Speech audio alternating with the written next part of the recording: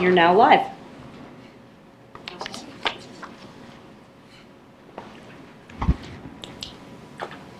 And whenever you want to get started, Sherry, if you want to kick it off. Okay, so, yeah, I guess I'm having a delay on the thing. I can't see, like it's not updating. But that's okay. We have quorum, right? Yes, ma'am. You guys to tell me we have quorum. Sounds like we do. I'm assuming we have people in the audience like we always do. Yes, We do. I see a bunch of people, but those look like a lot of our folks. So I wanted just to start out just quickly, this is our second budget meeting talking about specifics for capital now operations. And I just want everybody to know, especially the public, for anybody that's there or listening or will listen, is that these budgets that are presented to us are not done in a vacuum. This is an ongoing conversation that the board has, specifically the treasurer, and certainly I've been having with Kate and staff along the way. So when something comes up, we'll talk about what that might look like for a future budget or this year's budget. So those kind of conversations are happening all the time. So what we're seeing tonight is kind of a combination of a lot of those conversations that have taken over, certainly since April when our new board sat and I was put in the role that I am now. And so I just wanted to make that clear to people. I know I've been getting some email chatter about the staff just come to present and the board doesn't have any input into the budget as it's presented as if tonight. And that's just untrue, that we do have input throughout the process, throughout the year. And I just wanted to kind of make that clear. The other thing I wanted to just remind folks is that, tonight's about operations and that we do have a specific meeting set up to talk about the Hook Road Working Group at the end of the month. I believe, Kate, what date is that? 29th of August. 28th? 29 August. Right. 29 August. And that's a meeting that we're anxious to hear what's on the minds of the community and then to move forward into, hearing what the community is interested in, certainly the people that live around the Hook Road Park or recreation area. So, I hope that tonight we can, if people certainly have want to talk about that, we can, but we have a specific meeting set up for that. So, I hope that we can get through. We have a lot of material tonight. Kate and I have gone through it, and there's a lot here. There's a lot to talk about. And I know that Sridhar is going to be joining a little bit later. I asked him as a treasurer to lead this meeting, and then he got pulled away on a family thing, and he'll be showing up sometime around 7. So I just want to get us kicked off and say thank you to all of you guys for being there and all the hard work that everybody's done to get ready for tonight, and all the analysis that I know my fellow board members have gone through and will go through over the next few weeks looking at all this data. So with that, Kate, I'm going to turn it over to you to begin, and I will go on mute. So if you're talking to me, it takes me a minute to respond. It's because I'm probably talking to myself because I always forget to take it off mute for the first couple of sentences. So anyway, everybody smile at the camera, act like you're happy to be there, and where's all the smiles of my fellow board members? Victoria, I see you. I see you. Anyway, we can start, Kate. Okay. Thank you, Sherry. One of the things that we want to make sure we do while we're here tonight, too, is take any member comments from anybody who's in the audience. I spoke with one gentleman earlier who has removed his name from the list, but Kelly Westenhoff has made a request to speak. So I'm going to invite Kelly to come up to the podium. Very briefly, because I know we're under time pressure. Kelly Westhoff, 502 Charlestown Lane. And just one of the proposals as you all go through the budget is the establishment of a part-time position for someone to run an entity called Bike Walk Reston. And you can call it anything you want, lay it down the road, but that's kind of what we're using as a working title. And the reasons for the establishment of it are clear in the package that supports it. I don't know at what point you all will intersect with that, so I just wanted to give you a heads up. I understand the pressure you are to not add positions or spend money that hasn't been spent before, but I want to share with you the impact of not having a person whose job it is to pay attention to the pedestrian and bicycle infrastructure that our community enjoys. One is that we miss opportunities to apply for grants that might help us fund pedestrian and bicycle improvements. 2, we miss opportunities to design and promote activities and events that help members understand how to use the pedestrian and bike connections to become healthier commuters, shoppers, and residents. This includes things like bike rodeos, pathway promotion events, and commuter connection workshops. 3, our pathways and markings have degraded, and no new ones have been established, despite the board funding this years ago. 4, we have missed the opportunity to lead the county in bicycle safety education through structured classes. That cause has been taken up by others now. The bike walk, rest, and functions have been shared piecemeal by various members of RA staff who have done yeoman effort trying to keep these programs and opportunities alive. But it has relied mostly on volunteers to get out and actually do these things, and it has not been as nimble as it would be if somebody had their sole focus to pay attention to these things. And then this is actually maybe one of the biggest points, is that Fairfax County is going to be putting in bicycle infrastructure in our community, whether we ask for it or not, and whether we like it or not. So the only way for us to shape it is to have someone whose job it is to focus on that and to make sure that the way that it is put in is a way that serves our residents and serves our community in terms of connections between the new stations, the commuters, the WNOD, the CCT. We have all of these trails that run through our community that don't belong to us, but we have lots of pathways that do, that we need to connect. And the county will never put the attention on those pathways that we do and that we should on behalf of our members. Aquatics, children's programs, 55-plus programs, all of these different areas get staff that are dedicated to promoting their longevity and the interests that are served there. But the amenity that members say is their number one deserves no less. All we're asking for is one part-time staff member who can take the many pieces of the puzzle that are scattered around RA and bring them together into a cohesive approach to multimodal transportation. Our community will be healthier for your doing so. That's it. I don't know if you just want this, because it's pretty much what I said. And I'm here and John's here, and I'm speaking to this as a member of the community. I also serve on the Multimodal Transportation Advisory Committee, but this is not, the committee did not charge me to come and say this at all. This is just Kelly Westenhoff, bike advocate, and pedestrian advocate. I just want to see the pathways treated a little better than they have been. And John and I are both here this evening, so if in your discussion anything comes up, we are happy to answer questions. Thank you very much, Kelly. I appreciate that. And we definitely would like to take your comments for the record, if you could give those to Sabrina. That is all we had signed up on the list. Is there anyone else? Yes, Ben, please. Good evening, Ben Iyer, 1531 Inlet Court. So I'd like to speak about my concerns from last Monday's session. There was a very conscious decision to put a hold on capital projects. This was discussed as late as March this year in the board meeting, where because of the Lake House overrun, because of other projects that were getting out of hand, there was a conscious decision made by the board to put a hold on capital projects. My question is very simple.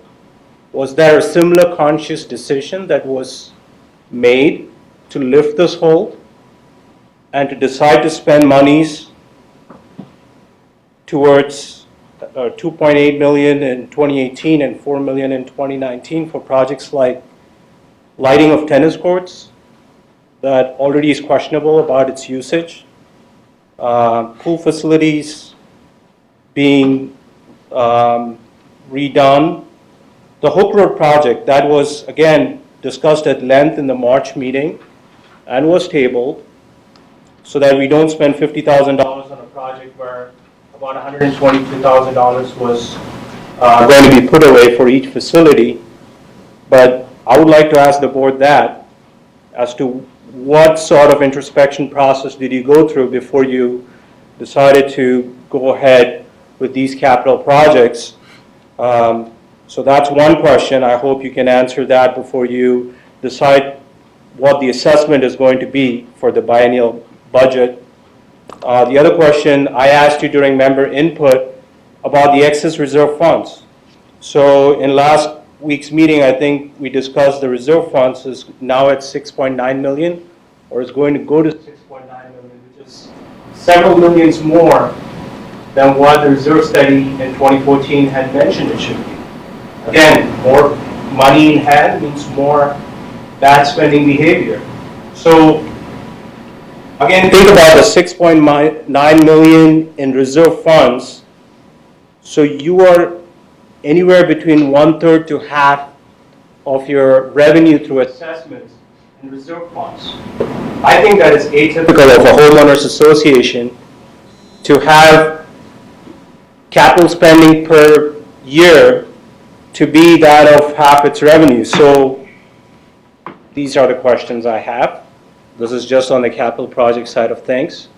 But today we're going to talk about operating budget, and I hope that we can keep a similar fiscally conservative state of mind while adopting the budget for the next year. Thank you. Thank you, Ven. Any other member comments this evening? We may need to pause for just a minute. I think Sherry might need to dial back in. She said she lost audio for a second there, and since we only have 4 of you present in the room, we need to adhere to the quorum requirement. So, Sherry, can you hear us again, or do you need to call back in?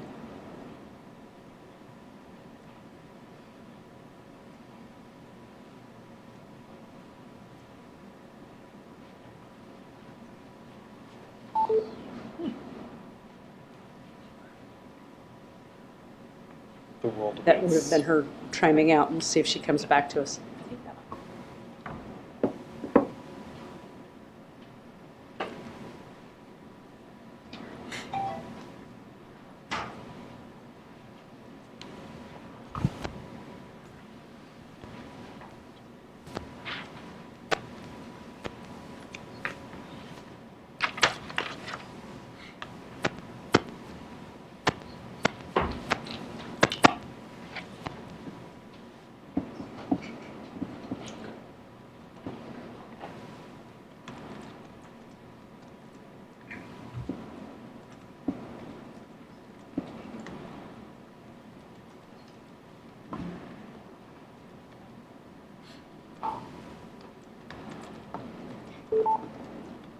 Hey, Sherry. Sorry. No worries. No worries. Can you hear us okay now? Yep, I sure can. Okay. Okay, great. Then we'll go ahead and move on with the presentations. What is loaded up on the website for anybody who's in the viewing audience are the information that staff and I will be going through with you this evening.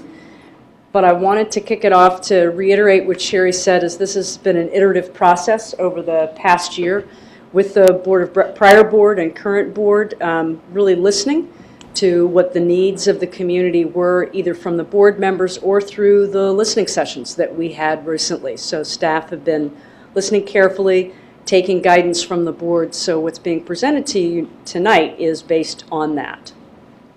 So going to the first slide, wanted to just discuss briefly the factors that really influence the budget that's being presented to you this evening. The first is additional non-assessment revenue. The association, just before the end of this year, will be receiving 429 new residential units into the fold. That's 44 units from the Sunrise Square. Everybody can see those under construction off of Sunrise Valley.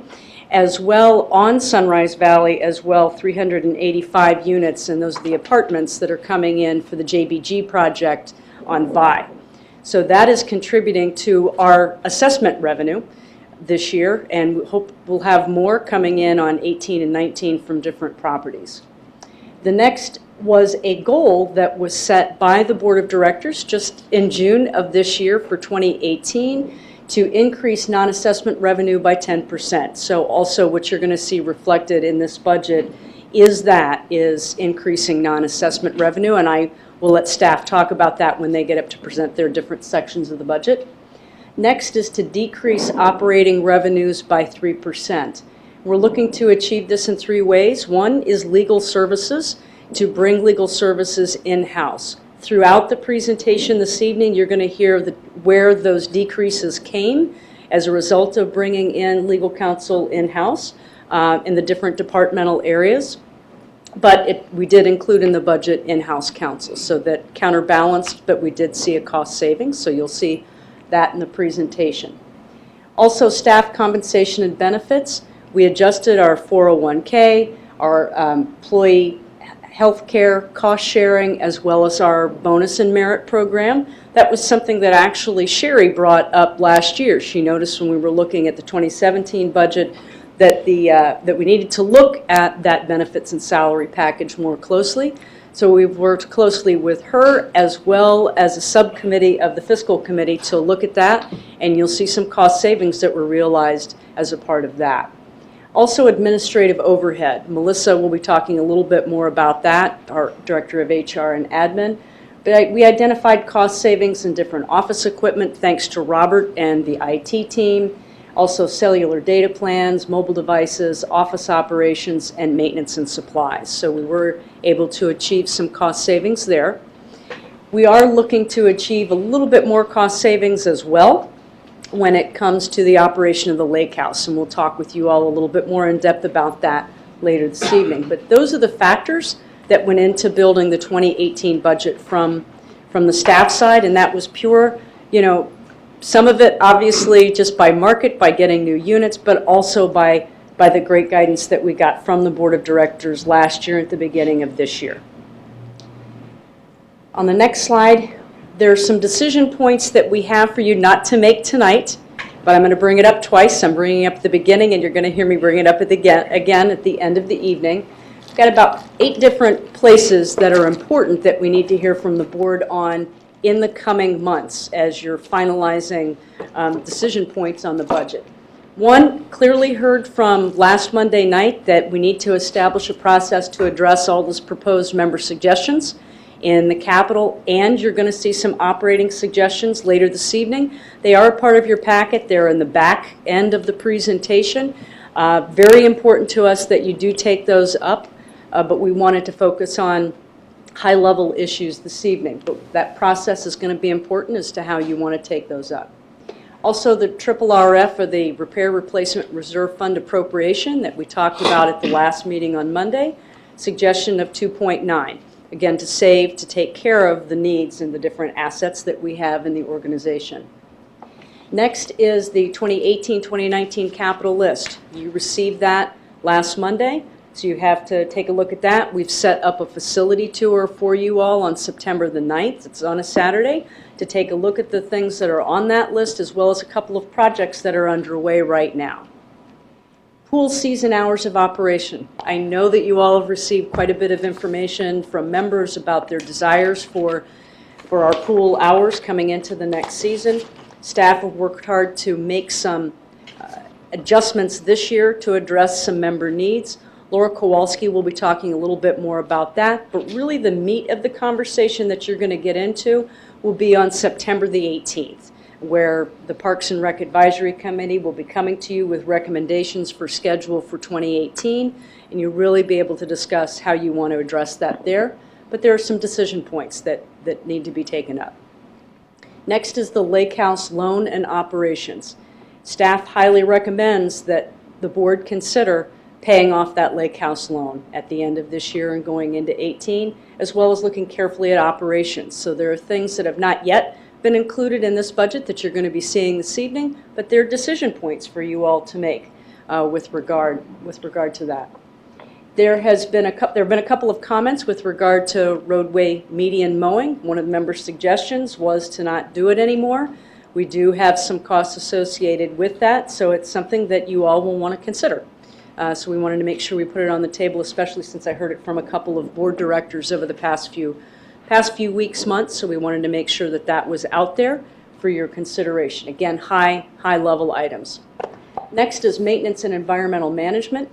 We are looking to see if we can get some resources for litter pickup. This is an issue that came to us about spring of last year. It's been an issue really from our membership. They're very concerned about the way the community looks. The Environmental Advisory Committee has been doing quite a bit of work in looking at litter pickup and pilot projects, but they also put a request before you for some additional resources in order to take care of that. So that is also an important decision point for you all to take up.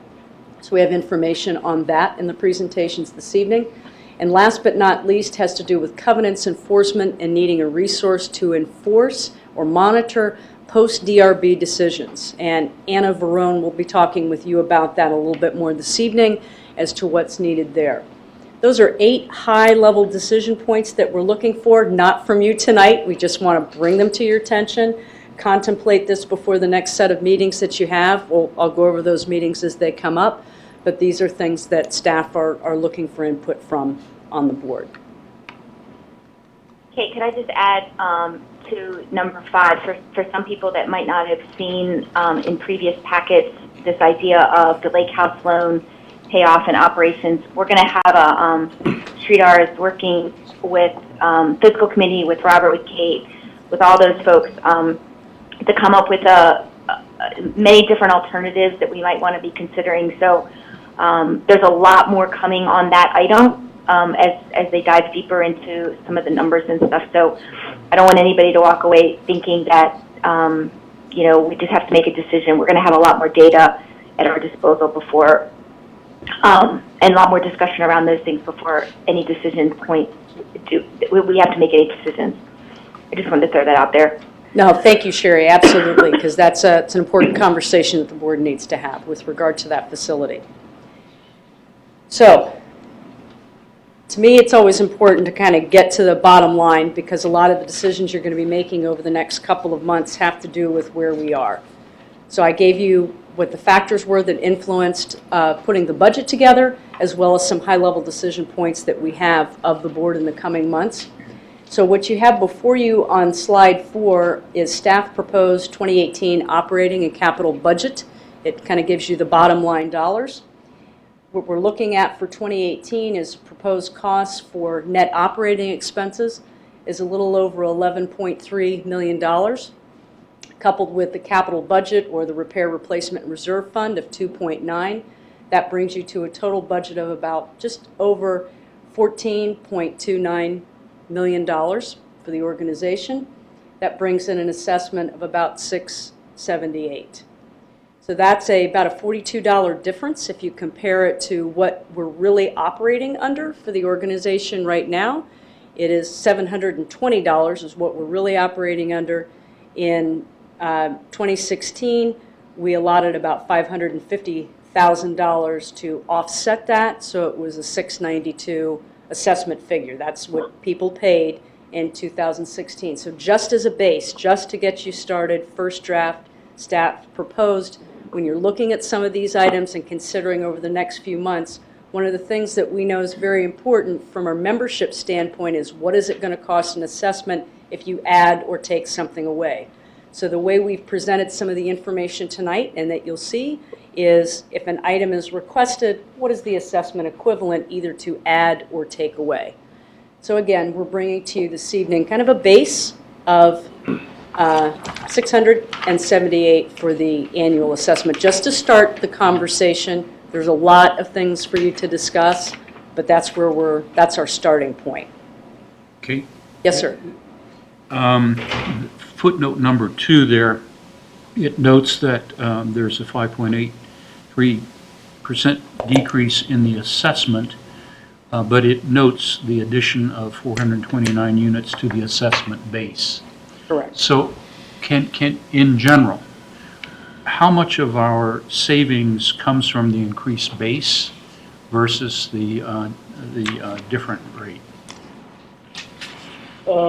Well, if you work out the increased base, I'll look at it quickly. So you take 429 times by 692. 429 times by 6.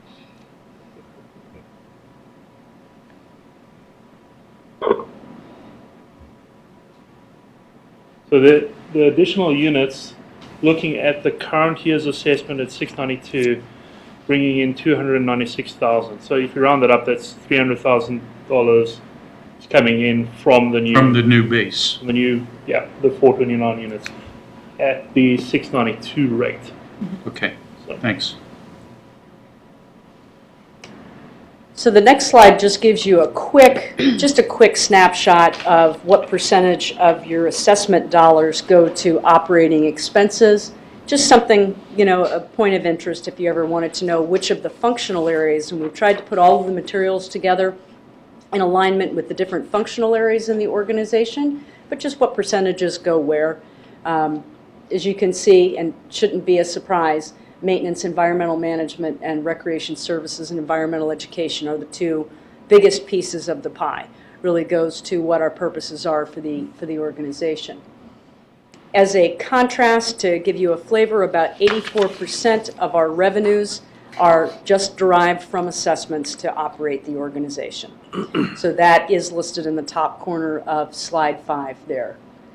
So at this point, to take a little bit of a deeper dive as to how we got to the numbers, we're going to look at each different functional area within the organization.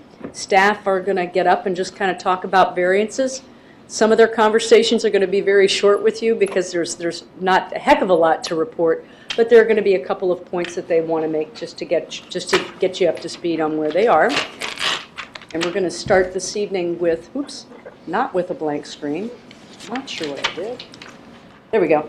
We're going to start with Administrative Services and Human Resources, and they're going to continue to pass the baton between each other. So, Melissa, thank you.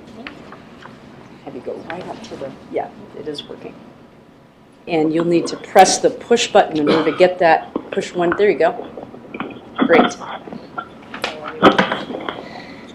Real quickly, I just wanted Melissa, to... may I interrupt you for one moment? I do apologize. For the board to help you out, in front of you is a long sheet of paper. Sherry, I think you've got the operating budget spreadsheet in your packet, but there's a long sheet of paper. Anybody in the audience too?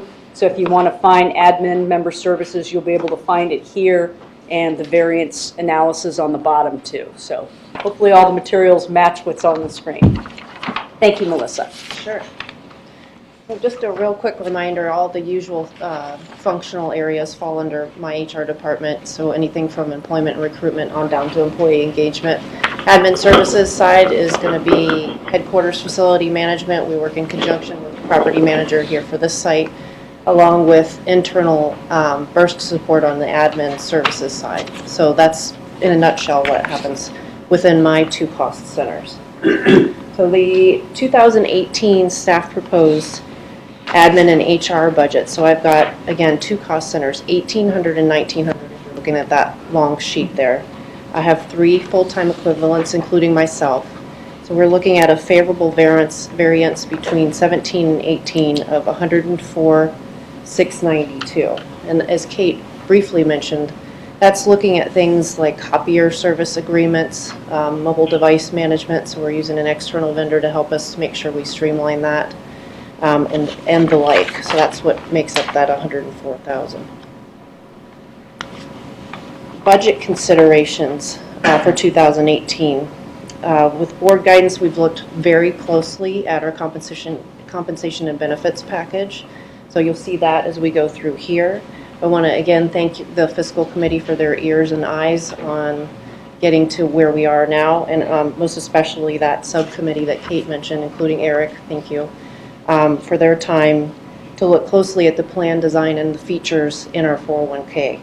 So what you see in front of you with an $86,000 or nearing, so $85,579 with an assessment impact of $4.06, that is going to be a change in our 401k match calculation. So we're moving from 7% to 5%, which, we took, was that Sherry, did you drop off?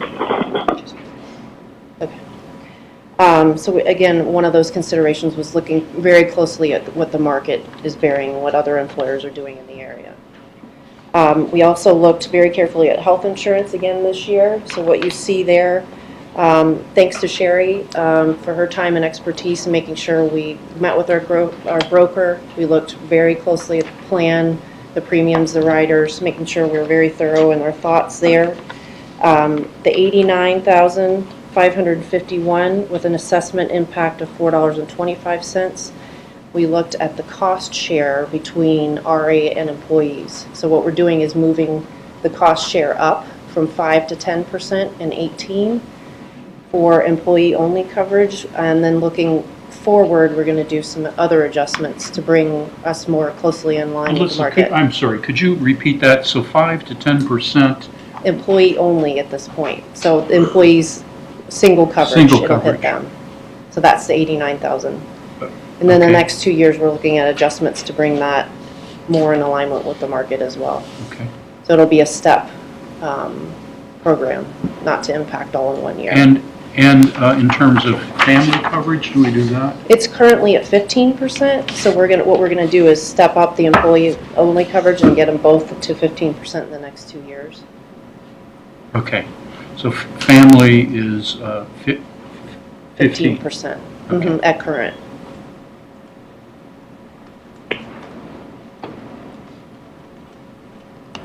So just so you know, on that particular line item, the savings supposes that we are gonna get a 5% rate increase.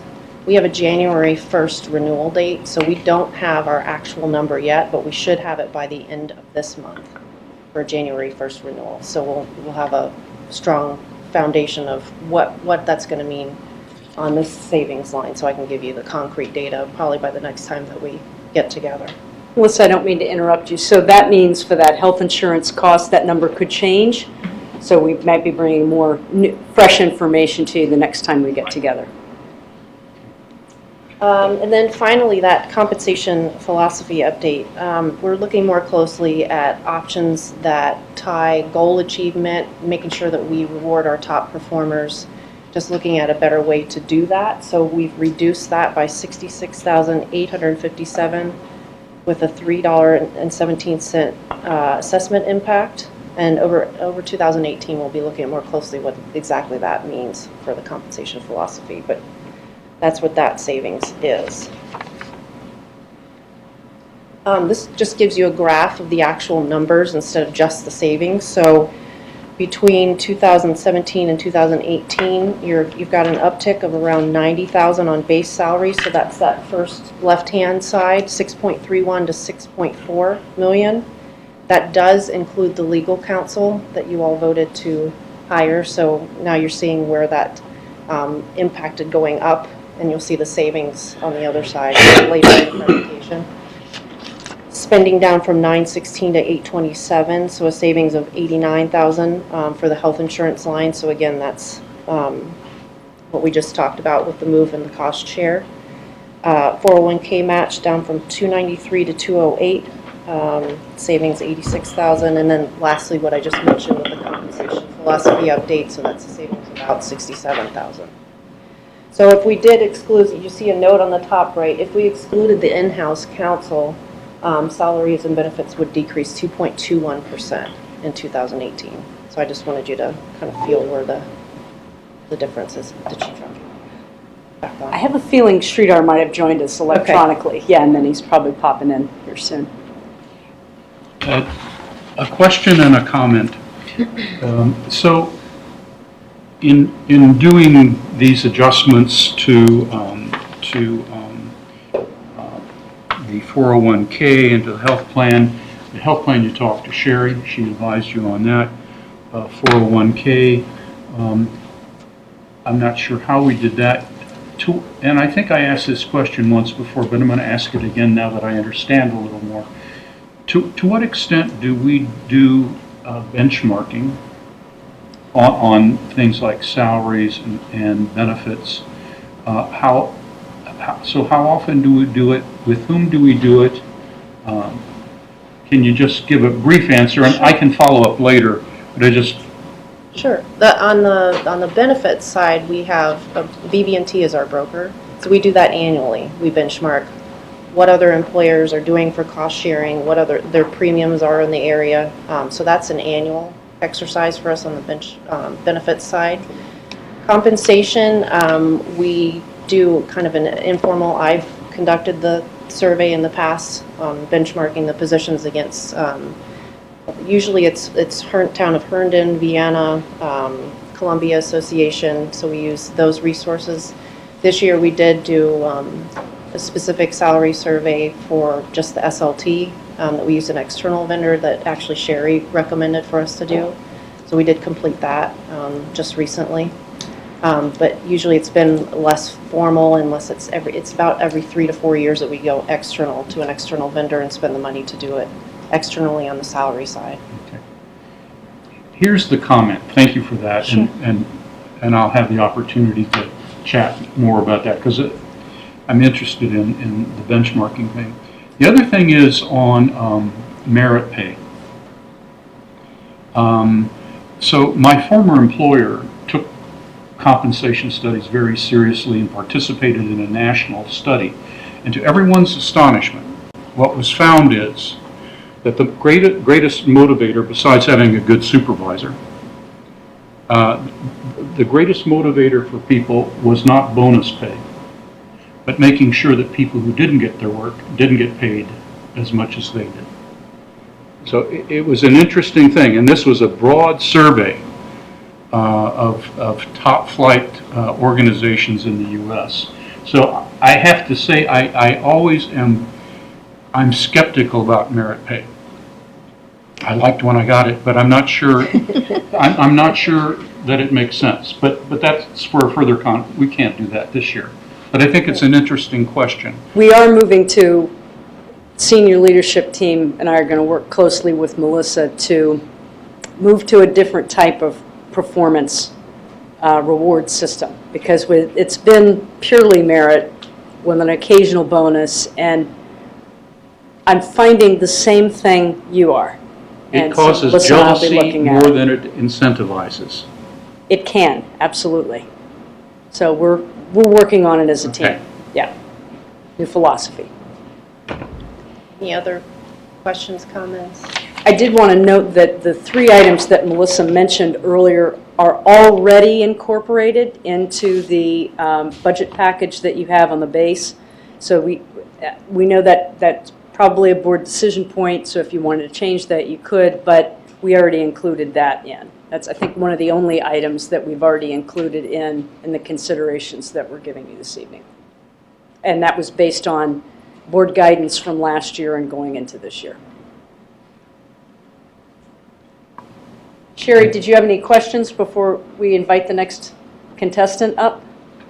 No, I'm good. Melissa and I, she's probably tired of listening to me ask questions. But John, we'll make available the Yeah. benchmarking data, not only to you, but the rest of the board. We can Great. get that out. That's easily done. So next we have Covenants Administration, and Anna is probably going to sit for most of her presentation. No, she's going to stand. Okay.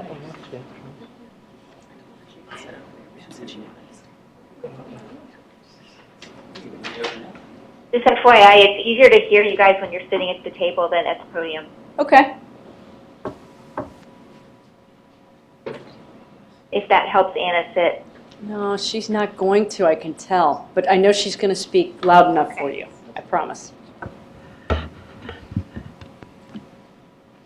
Good evening, everybody. I'm Anna Barone, Covenants Administration. So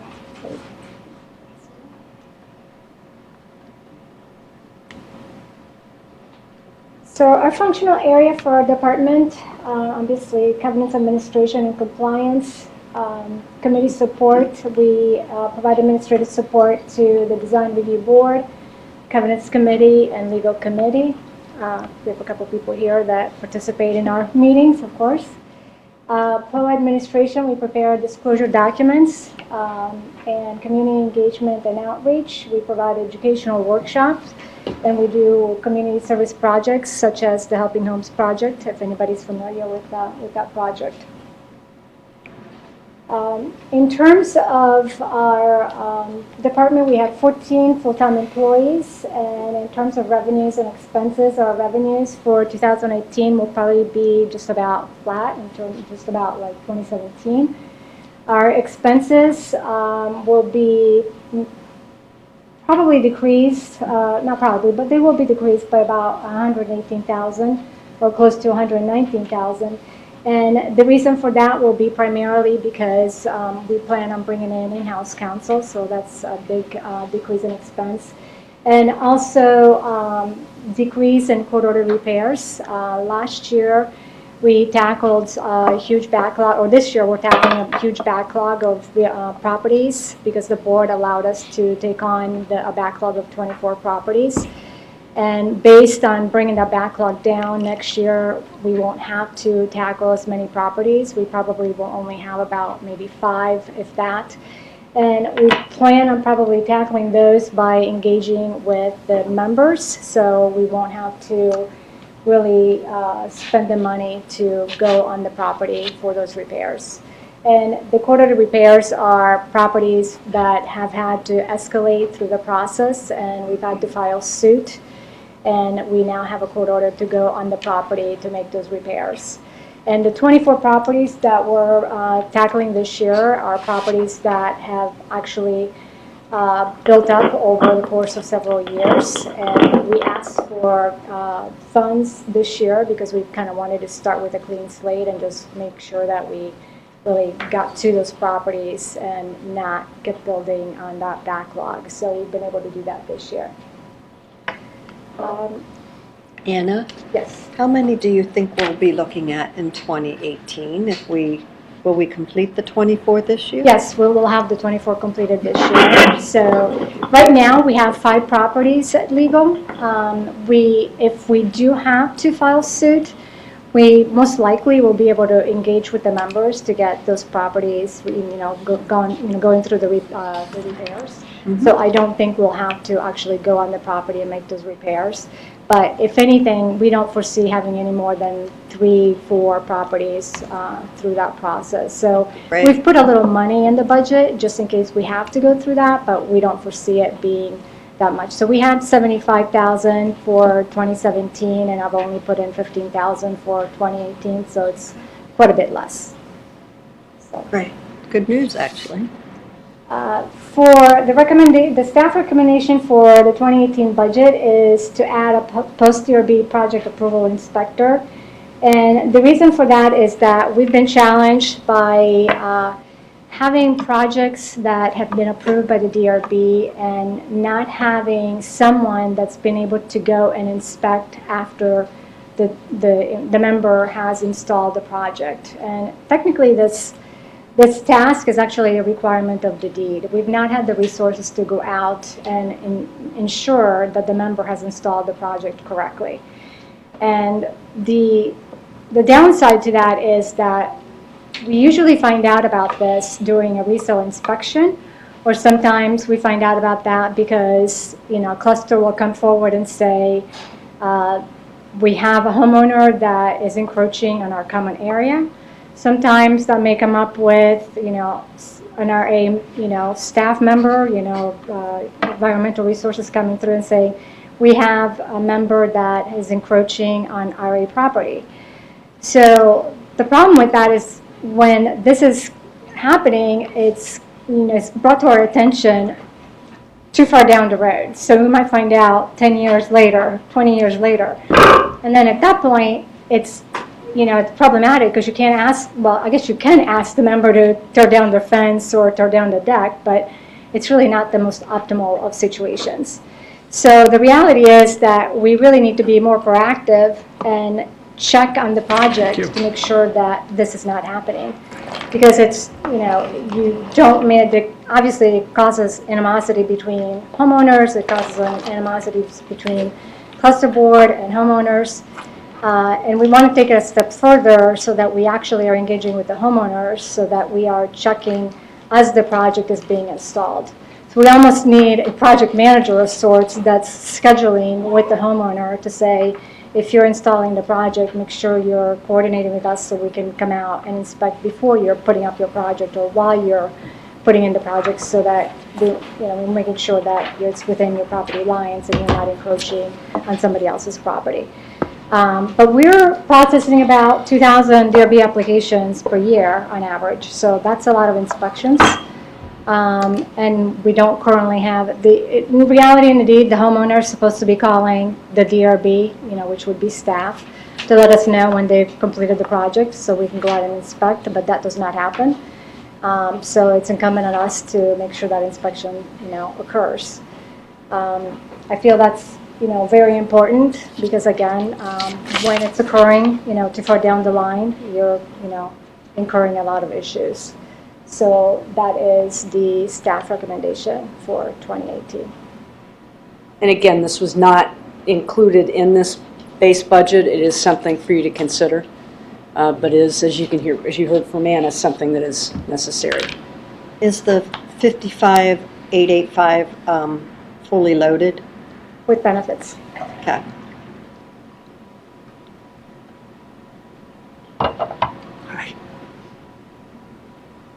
Any more questions? Yes, sir. Go ahead. Any other questions for Anna? Sherry, anything? I don't have any. Okay. Sherry, did you have anything? No, I'm good. Okay, and Sridhar has joined Okay, us. I just joined in. Thank you. Sorry I'm late. No I problem. had to drop off family at the airport. Okay, good. So, Laura, are we done with Anna? Yes. Okay, thank you. Thank you so much.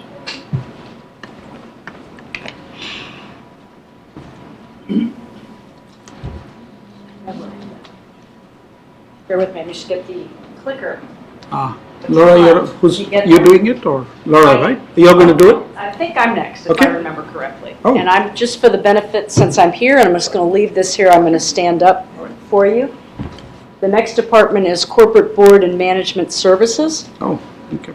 Again, the overview the board has seen this, but just in case the viewing audience hasn't, this portion of the association is focused on all of the strategic areas that the board has got set for 2016 through 2020 in the strategic plan. But we're looking at organizational strategic planning and implementation, board support, as well as committee support and oversight and recruitment, administration of any elections and referenda that are conducted by the association, legal support and coordination, policy research and analysis, and legislative monitoring and advocacy. That is what's happening with Corporate Board and Management Services. In the department right now are two people, myself and Sabrina. What we have included in the budget for 2018 is in-house legal, so that brings the department to 3. There is a modest favorable variance, and what this equates to is the reduction in legal services, then the addition of legal support, and it really gives us almost a flat line for this functional area. But as we noted at the very beginning of the meeting, all of the departments are having some type of reduction, with regard to legal services, where we have people in-house. So what I see in-house looking like is having in-house counsel at the RA board meetings, at the legal committee meeting, at the design review board meeting, at the covenants committee meeting. Whenever we need to adjudicate something, it'll be coordinated by in-house counsel. So if we have something that's going on in covenants, we've done our due diligence, or with assessments, we've done our due diligence to help a member either take care of their property or pay their assessment, and we've exhausted all possibilities, then we're going to turn it over to an outside counsel or specialty services for help. I'm working closely right now with David Bobzien, Sherry, and Mike Sanyo. We are rebidding our legal services in the area of covenants and collections. We will be talking in early September with 2 finalists. So making sure that we're getting the best services for the association possible. We also have specialty services for land use. Larry's going to talk with you a little bit more about land use, but already we're reaping some benefits of having a land planner, working with Larry, bringing a lot of services internally. We're going to need some of those specialty services. In-house counsel is going to help coordinate those. Right now, I'm responsible for coordinating all of those with some assistance and guidance from the different members of the senior leadership team. So this is a needed resource for in-house, and I think it'll be a great benefit to the association and membership as well. Kate? Yes, sir. So in the previous slide, you have a slight positive variance due largely to the in-house counsel. Is that simply in your department? Are there other favorable savings? Anna seemed to mention that. Yes. So have you prepared or will you prepare for us? We understand it's an estimate of what total cost-saving trade-off we have because of this? I believe on the longer sheet that you have in your notes section, there's a blue note, and Robert will correct me if I get the number wrong, across all departments that it's about a $325,000 savings in the organization by Thank you. moving to this. As usual, way ahead of me. I think it's there in the presentation in one of the slides, right? I remember seeing it, yeah.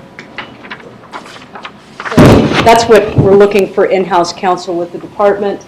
Again, it was a budget consideration. The board of directors in June said, yes, go ahead and include the concept of in-house counsel in the budget. So having someone come in is included in that base budget that's before you this evening.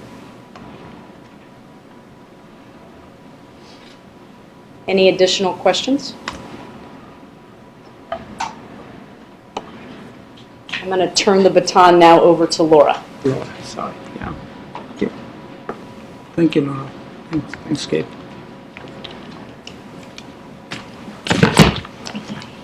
Hi, everybody. Hi, Laura.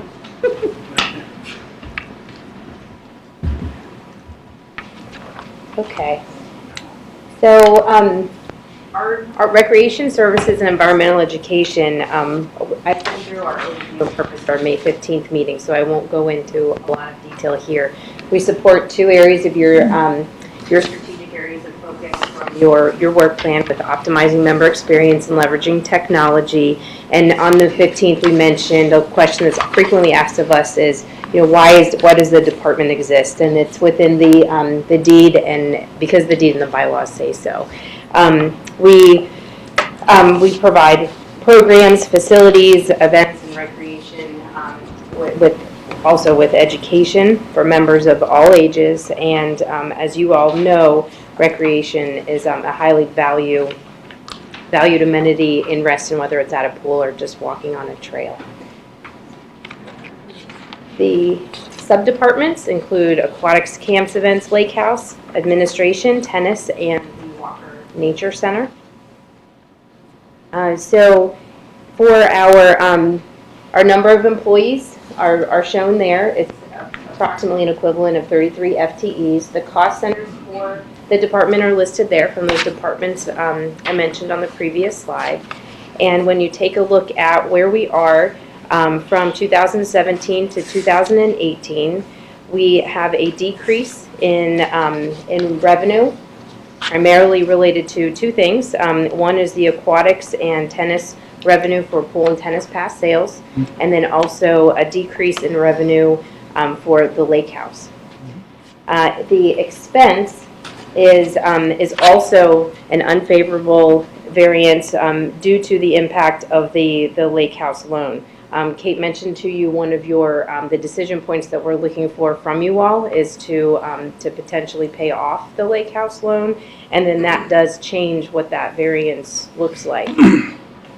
So question is, okay, without the interest cost, so if you look at it from a normal operational perspective, revenues will be higher than the cost if you take out the interest, because that's how you should look at it from an operational perspective. It leads It's right positive. into the next slide. Right, So good. thank you. That was very good.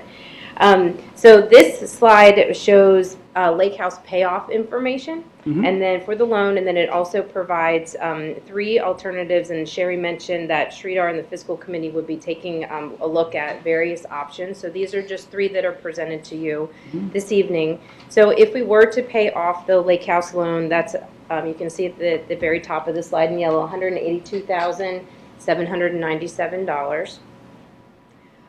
The three options that are listed below are, option one is operating as status quo. So this is operating as the previous board adopted the Lake House Working Group's recommendation to use a rental and program mix.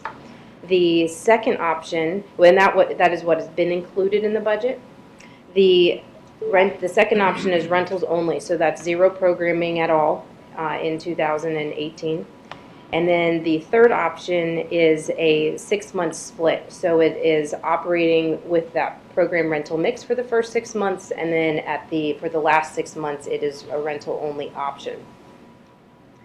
If the loan were paid off, both options 2 and options 3 would show a positive impact. It would show a profit of $132,000 approximately for the rental option only. And then for the mix, the 6-month split, it would be $58,000 in profit.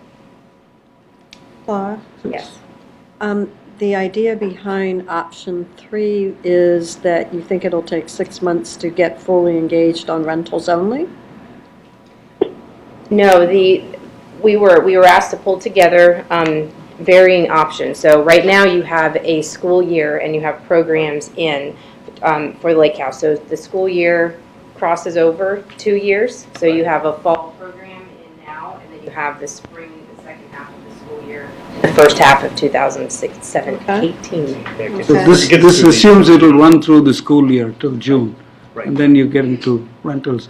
So one of the things we are doing, What the programming was, so the assumption is the Programming is will remain through the school predominantly year. geared towards children and support of the parents.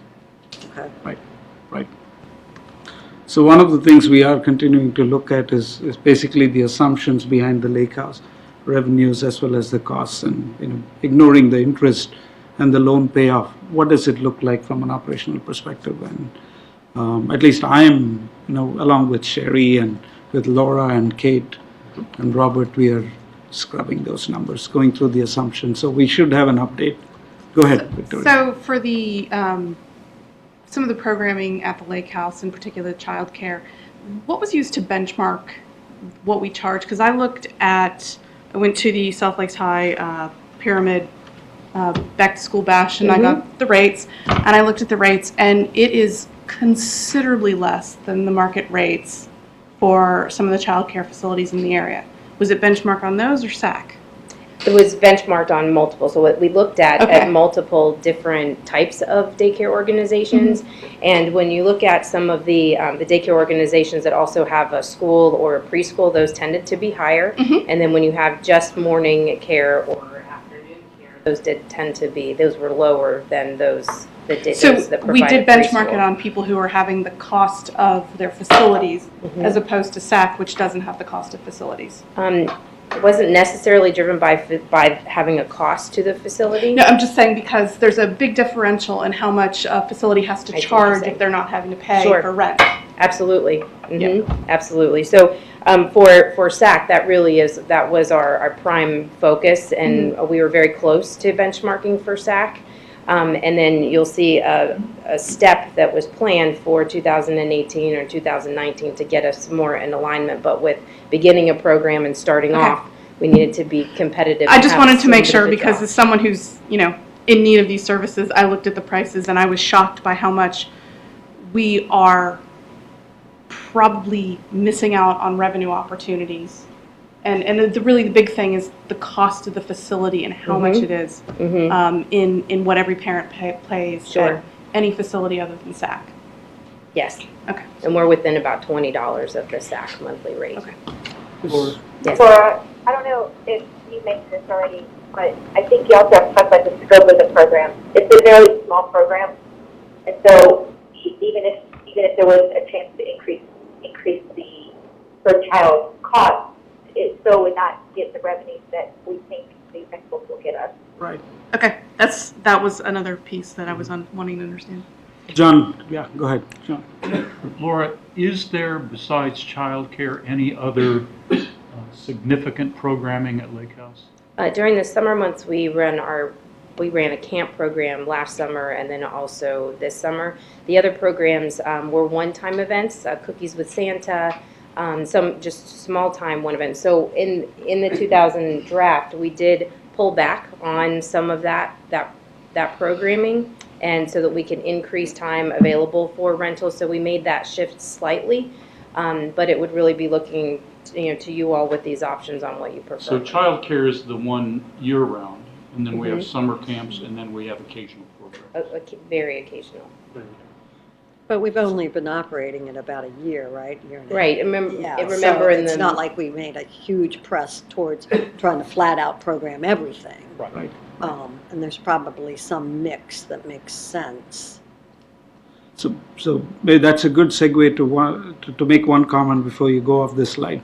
So one of the things as a board, as well as we'll probably get public feedback as well, is in terms of how much of programming we should have, what should the rentals look like, hours of operation, and I expect that in the next 2 months, we should be, as a board, as well as with the public, be having some, significant, level of conversation on this topic.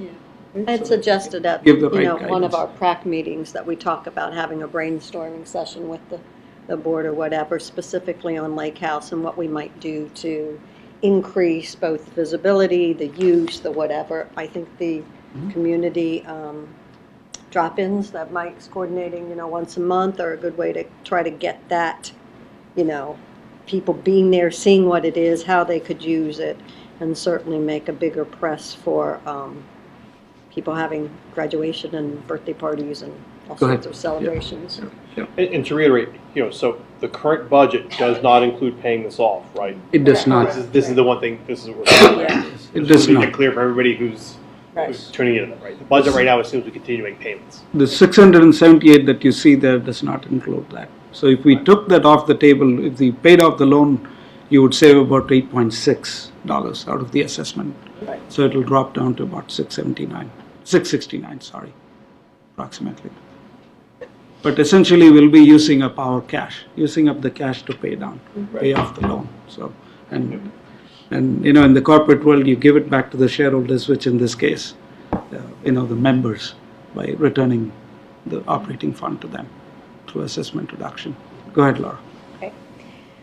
Just before I leave you, moving away from Lake House, taking a note, we had one of the largest sections of member comments were related to recreation services and education. So please take a look through there. There are some that we have already included in the draft budget. There are some where we would look back to you to say, would you like to explore this further? And we can provide information. You'll see some information was provided tonight.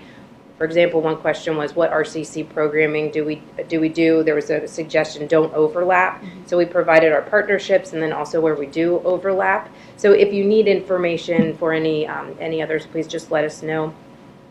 And then finally, Kate did mention, but just to reiterate, the Parks and Rec Advisory Committee will be meeting sometime in August, and they'll be prepared to give to you at the September BOC meeting and then also at the board meeting on later in the month, more discussion about pool hours and operations.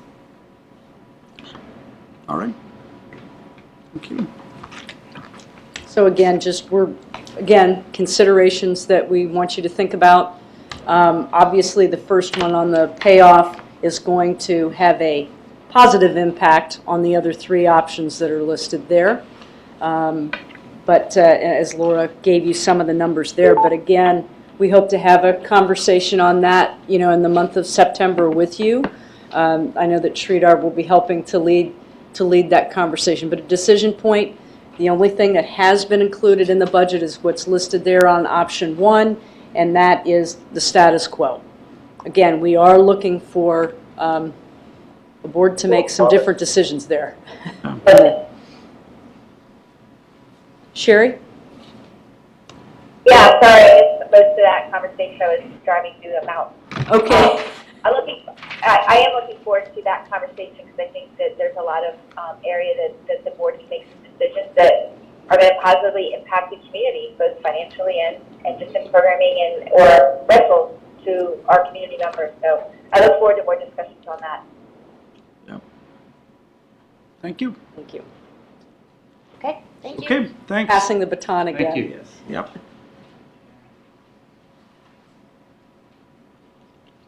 I hate following Laura. She's so positive and happy.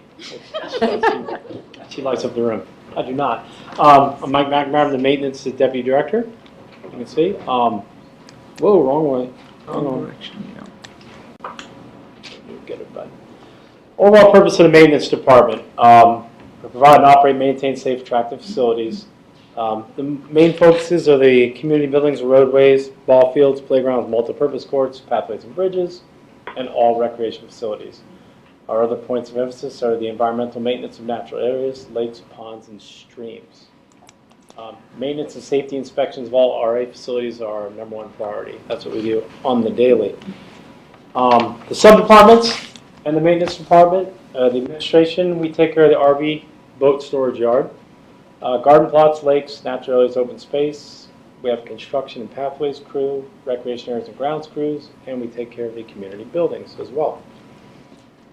Most of you are fairly familiar with these, I think.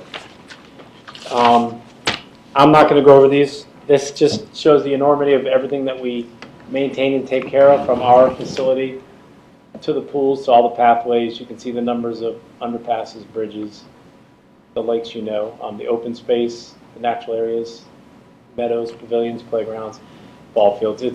It's numerous. As you can see, it's an enormous task, and our staff does a really good job of taking care of it, but that's why we make the demands we do. I don't know if you guys want to look at that for a while. You've got it in front of you, but that is quite an undertaking. The numbers. About 37 full-time people, 16 seasonals. We've cut our seasonals down tremendously. It's kind of a point of emphasis we're making. The seasonal business has become very difficult to hire in our area. So we found that we can actually save money if we don't hire them and we maybe contract some things out, like a lot of our mowing, a lot of the simple mowing. It's more fiscally prudent just to let somebody else take care of the hiring. You okay? Yeah. The hiring and the training and the taking care of the equipment and the fuel and the cost, it's a lot easier to let a contractor take care of a lot of that. So we've cut down our seasonals. Probably in the last couple of years, we've probably cut about 16, 17 seasonals off of our staff. It's going to save in numerous areas, from not only the hiring and processing of staff, but the equipment we use, the fuel we use, okay, and obviously the manpower hours. So that's what we've decided to try to do. Revenues, as you can see, we're going to increase probably about $93,000. Basically, a lot of equipment we can sell, a lot of used equipment that we're replacing. We are actually going to increase slightly some of the fees that we charge for pavilions, our RV storage yard, non-resident use of ball fields, garden plots, boat rentals, boat registration, stream mitigation bank income. So we're going to about certain RVC yard, we're going to increase like 10% for non-resident users, 5% for resident users. And we're also looking at a special rate for professional services that use our storage yard as well, mowing crews and things, giving them a separate rate as well. The expenses going down slightly. A lot of that is due to the conversion from seasonal staff to maintenance contracts. It's just going to save us money, probably more money than that across the board once we dig into the equipment that we don't have to invest in the future, and the fuel savings as well. Some budget considerations. What are the size of those contracts? Pardon me? What are the size of those maintenance contracts? Size, I think the mowing contract we're going to probably service next year is about probably $160,000. Okay. And that's for mowing a lot of our recreation sites. We will still be responsible for the roadways and several of our recreation facilities, because we have the bigger equipment to do that. Recommendations: the addition of 2 seasonal workers and their equipment for the trash pickup. We've all realized that there is a trash issue in Reston. People care about it. It's a very hot topic. So we figured we could probably hire a couple seasonals and get them out there and really supplement our trash pickup. We do have a complete trash pickup crew, but with I could go back to the slide, I think it's over 300 trash cans they do daily, and the pathways and the pruning, we could supplement a little bit of help. That would help with some hot spots in some areas, ball fields on Mondays, let's say, after soccer groups have used it. They leave the place a mess. We are also working with all of our groups, soccer groups, baseball groups, a lot of the communities, to try to get them to pitch in and help out with that as well. The second ones are kind of easy to purchase. The 10 additional trash recycling cans. They're about $900 each. We figure if we put more trash cans, definitely more recycle cans. We've started putting recycle cans all over Reston. the cost, we could even save more if people would adopt them. You can adopt a recycle can, get your plaque put on there, and that would offset the cost to us. So that's something we're pursuing as well. And non-resident lake access lottery. This was kind of a new idea. One of the number one demands when you buy a membership as a non-resident person to Resident Association, you can get pools, tennis, get into our programs. The only thing you cannot access is our lakes. And there is a high demand for that. So we thought as sort of a pilot program, we could make available 25 non-resident boat access decals for $500 each. Sell them to people. They can access our lakes with the carry-on boats. I mean, there is a demand for it. And it's the only thing that non-residents can't purchase at this point. It doesn't come with their membership that they purchase. How did you come up with the number 25? We figured we would just limit it. We didn't want to overcrowd. We sort of wanted to do a pilot program to just make it exclusive and kind of limited. And that might even put a more value on it. But we didn't want to make it unlimited because then there might be a huge crowd on the lakes, and the people that live in the lakes probably not appreciate that at all. 25 people over the 4 lakes over a year would probably be unnoticeable use-wise. So the predominantly expense side? kayaks and stuff, canoes. Expense side is stickers, Yeah. 25 stickers. So you've 25, got an estimated expense of 12,500. Where does that, what is the source of that? That's the income, the 12,500. That's the 25. Oh, that's old memberships negative, times sorry, 5. you're right, sorry. It's about, yeah, it's a good thing. Missed the bracket, it's a good thing. Missed the bracket, sorry. That's okay. It's a good thing. But no, the administrative cost would be almost nil. Existing staff, stickers. It shouldn't be there, good, yeah. That is our maintenance story. Any questions from that? I can't help Mike but marvel at $900 trash cans. Yeah. Explain that. I can't either. But all right, we've got to the plastic trash cans. Okay, it's a specialty item. It's got a special lid on it. We've got to order it from a certain company that represents the East Coast. We've looked everywhere. We could get wooden ones cheaper, but the wooden ones are $600 for the little picketed trash cans. It comes with the insert at the top. And the topic Yeah, is this is fresh. with the stand and everything. This is standard everything. Yeah, they get cemented into the ground. And it's got to be put certain tops on it so that it doesn't get wet and so the squirrels don't push it. I mean, it's not like it's a real Okay. super duper item, but it's a specialty item. Yeah. It's one of those things. It's like a piece of your car. You know, why would you pay $100 for a little piece of Next year, my form is going to include a side business making Trash cans. $800 a piece. Go It's with like the $75,000 hammer. That's right. Yeah. Could be a new business next year. Any other questions? Again, none of these, like the last one, are included in this base budget. These are for your consideration. Again. Thank you. Thank you. Questions, comments, thank you. Thanks, Garrett. Mike. Garrett? You guys are making those payments. All right, good evening. Hey, Garrett. You probably heard enough of my voice last week, so I'm going to be very brief. Capital Department is of course here to maintain the infrastructure of the association. We have 4 current full-time employees. Call center is 4,700, and as you see there, a slight increase in the proposed operating budget, partly due to the budget being set before my arrival in January, and the need for professional services. One of the issues that we have with the department is, and with sort of operating with 2 separate budgets, the capital budget is very strict with costs associated to a project, although there are some services that we need to have conducted throughout the year by engineers, surveyors, that help us to accurately prepare for either the next year's activities or just the need for an assessment to make sure that facilities are safe and manageable. Prior to 2017, since the department was or is new for this year, we did have a capital operating function. All 3 of my staff are employees of the organization and have been for many years. 1 person operating out of Parks and Recreation, 1 out of our Construction Services Department, and the other out of Aquatics. They all came together with my addition to now form what is the Capital Projects Department. So that focus, along with what you see here, is going to allow us to, as we discussed last Monday, to continue to better manage capital projects for the organization moving forward. And that's it, because you've heard enough from me already. Any questions? Comments? Thanks, Garrett. Good, thanks. Yeah, I want to have a comment on this, please. Yes.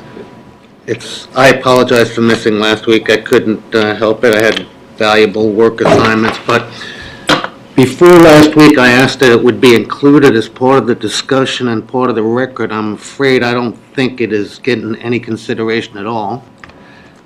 There were 18 people in the email chain. I haven't heard from anybody.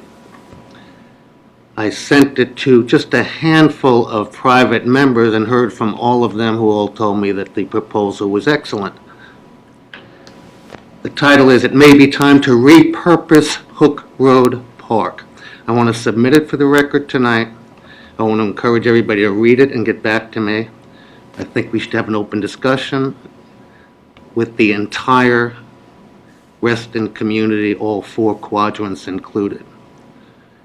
There's tremendous spillover benefits to having this discussion as well. And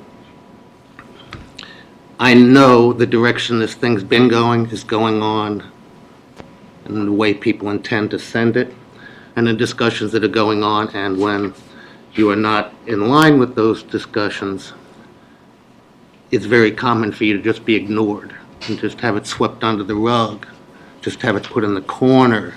I'm just trying to have a good, solid, open discussion on what's in the long-term best interest of Reston 10, 20, 30, 50 years down the road. And that's all I'm trying to have. I have it right here. I'm going to submit it to Sabrina. Anybody wants a copy of it, they can ask me.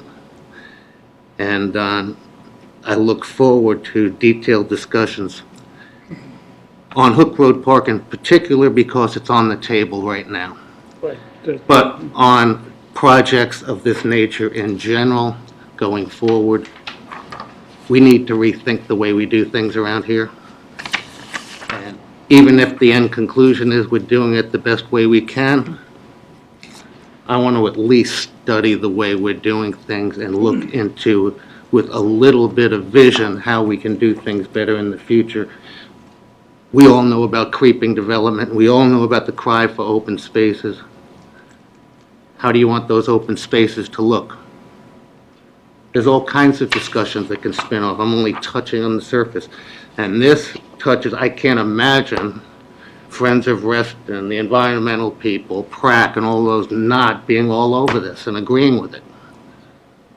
So I want to at least make sure they know about it, and at least make sure they read it, and at least know that we're going to have a real and open discussion on some of these things, and not just have it predetermine what lane we're going in. And that includes a lot of other budget things, which I'm not even talking about right now. But let's not predetermine it. Just because we've always done things a certain way does not mean that we always have to do them that way. And thank you. Thanks, Ray. Kate? Ray, I just wanted to make sure that you knew that we did include it in last week's notes, and we'll definitely include it in this week's notes that get posted. I do know that we pushed your information out immediately to PRAC when we received it, so that they had it, because we knew that that was important, that they had the opportunity to see it. And I look forward to the conversation the board will have on this. We do have a community meeting on August the 29th right here in this room, these rooms. I believe we'll have many, many rooms to begin the public conversation on Hook Road. So thank you for your comments. I appreciate it. Thank you. And we'll also be having this working group, which is really going to get into that in detail. And so I think there are going to be multiple forums and opportunities for the public as well as the board to get good feedback. Go ahead, John. I just want to respond to you, Ray. I did get it. I read it. I didn't know whether I had responded to it or not, but you mobilized me the very day I got it to go out to Hook Road Park and do a rigorous scientific survey of exactly one neighbor whom I found. but But seriously, I mean, those are all true facts, but more seriously, there was a good discussion informally before the meeting about the points you had made and sympathy for the questions you raised. And I think all of us felt that come the work group that Garrett's setting up, that will be the perfect time to get feedback from the neighbors on exactly what they want there, so. I appreciate that. Yeah. And from the entire community. Yes, yes. Thank you. Right. I mean, yeah, that is one of the flashpoint issues, so we'll definitely get into it. Thank you. Yeah, thank you. Be part of the tour as well on the Yeah, 9th of that's right. September. That's right. Go ahead, Robert. Okay, Thank you. great. So, finance and IT. Overview and purpose. Finance, as everybody knows, budget. I spent a lot of my time focusing on budgeting the year. Learned a lot from Kate over the years that we've gone through the budget. It's our third budget together now. But finance focuses on budget, accounting services, banking investments, billings and collections. We send out the assessment and we collect that through quite a few months of the year. Internal controls, as well as our annual audit. IT, hardware, software installation, maintenance and support. We've actually just recently had our IT manager resign, and she actually stayed on for 5 months while we found a replacement. And we've got a new senior IT manager that's been in seat probably about 3 weeks now. We look at telephone, mobile device, and voice and data systems. Focus on that. Network installation, maintenance and support. A little bit of staff training, as well as database administration and internet and website connectivity. That's the main function areas. Pretty straightforward. Robert, can I ask a question about what you cover? So where does it fall for the IT support for, say, the pools and some of our other facilities that we maintain? Does that show up under your IT budget for those facilities, or does it show up under the, I guess, In the respective budget? department. So it depends. If it's related to a project like the RecTrack project, which is the scanning of the cards at the pool facilities, there's a pilot project at 2 facilities this year. That was part of the RecTrack capital project, and it was part of that budget. But the general maintenance would fall under the operating IT budget. So the acquisition would fall one place, but the continued support of it would fall in yours? Yes, unless there's a built-in contract with the installation. If the installation came across with a year-long support contract and it was part of the project, then the cost would be related to that, part of the project. But would it be fair to say substantially resides here Yes. under you, right, the IT budget? Yeah. Any questions before I move on? Right, so between the IT and finance department, we've got 11 full-time employees, 3 in IT and 8 in finance. You'll take a look at that. What's included in revenues is obviously assessments. So if you take a look at your long sheet of here and you focus on the finance and IT, there's Department 1000, which is really just focused on the assessments. If you take a look at the revenues there, we're pretty much flat, and the reason is, and per the question from John earlier, what is the incremental change in the 429 units? It was 296,000. That equates to about $14 of assessment, and the assessment that's presented right here today from 692 to 678 is the $14 equivalent. On the expenses side, you'll see that's a favorable variance or a decrease in expenses. 2 main areas. The decrease in professional and technical support in IT, and that's really over-reliance on consultants. We've at least got about $50,000 out of that over-reliance on consultants, and the plan is to carry on in the future doing the same, bringing those skills internal, training, sending our staff on courses and making them more productive and more better qualified to actually get that external consultant knowledge or bring that in-house instead of costing more. And the other area there that makes up the 91 variance is the reduction in legal fees and bringing some of those costs in-house as such. Any questions? And use of this. Larry? Thank you, Robert. Larry. Larry, you're up. See if anybody had any questions for Rob. No questions for Rob. No questions. Good evening. Good evening. I'm going to try to be faster than Garrett. That might not be possible. So, you've seen this before. I'm happy to say now I've got some help. Most of you have met Kelsey Steffen. Been a great addition to the staff and our ability to get information out to members, consolidating information. We'll be working a lot with John, I suspect, here in the near future. But anyways, what we're really doing is coordinating development and redevelopment, all the projects that are going on in Reston, getting the information out to our members, helping them become advocates, both for and against, if you will, depending on their positions, working with the local development community, and we're doing a lot of work with Fairfax County staff at many, many levels, whether it's working with MTAC and some of the transportation staff, the planning staff, zoning staff, and so forth. That's essentially what we're doing.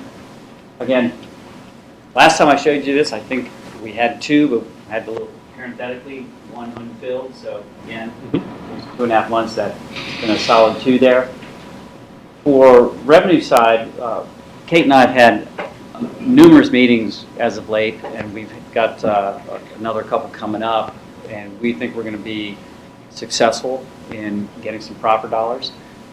You never know until it's sort of the check's written, but we've had a lot of really good discussions as of late, and we hope to continue those, and there's a lot more projects coming. So that is what we anticipate there. So Larry, all proffer dollars are booked in your department? Correct. Okay. We put in a GL code.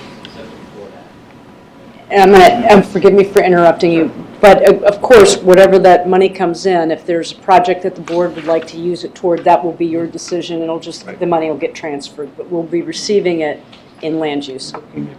And it's also not a predictable source of revenue, so some years you might have it, some years you will not. Right, and in addition, right now, Odin Feldman Pittleman is doing basically a proper report, and we're going to be bringing that in-house. Kelsey and I will be doing that. We've already started that. She's already brought the tracker in-house. She helped with the last one. She's doing the next one fully on her own. And so that's essentially the favorable expense variance, which is we're going to bring some of those things that were being done by Odin Feldman Pittleman, bringing some of those in-house. And we think that'll just, our ability to do that will grow over time, particularly as Kelsey gets more versed with some of the other items that were being done by that firm. So, and then working with in-house counsel as well when that comes along. Do you anticipate any of those potential dollars to be earmarked for something? Are you thinking that they're going to be general purpose? It's hard to say.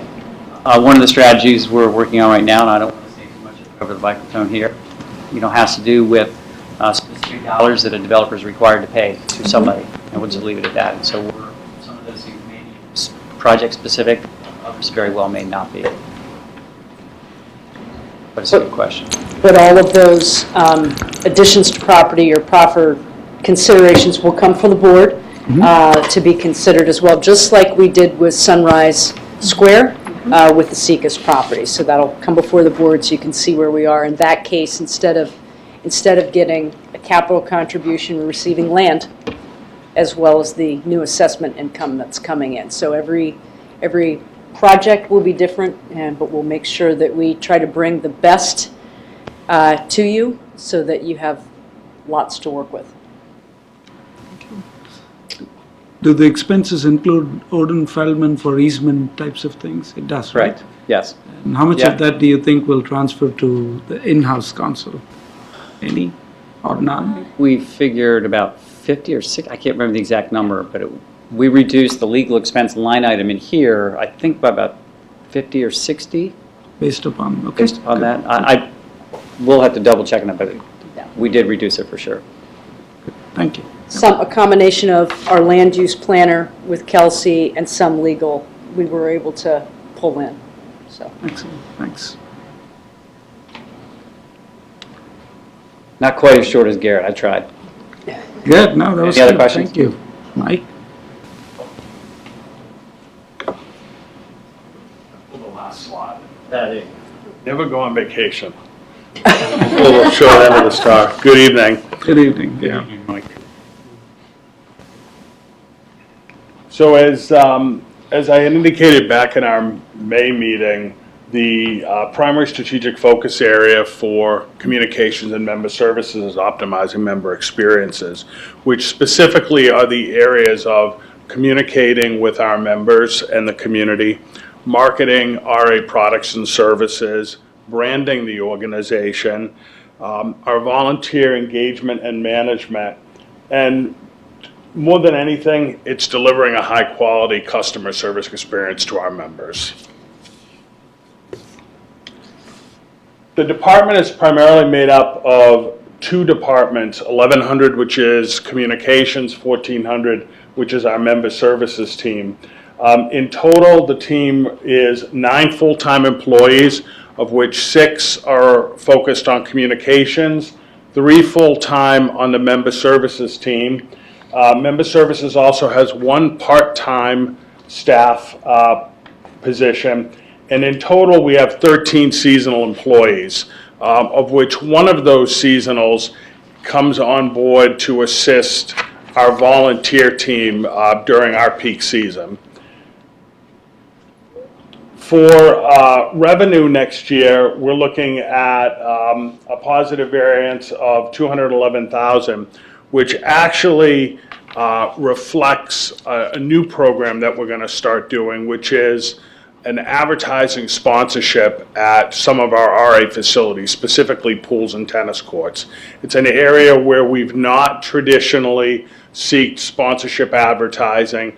There is an opportunity out there to get a limited number of advertisers for each of those venues, and we believe that that can generate about $200,000 in incremental non-assessment revenue next year.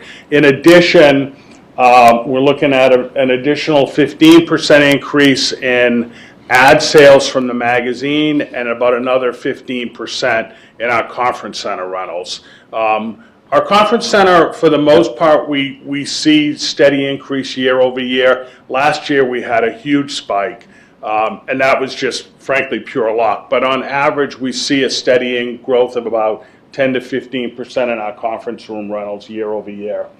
On the expense side, we have a negative variance of $20,000, which is related to salary and salary-related costs. $13,000 of that is on the member services side. Quite honestly, our member services team, we've expanded our hours because as we're doing rentals in the conference center on the weekend, we have a staff person here on the weekend while rentals are happening.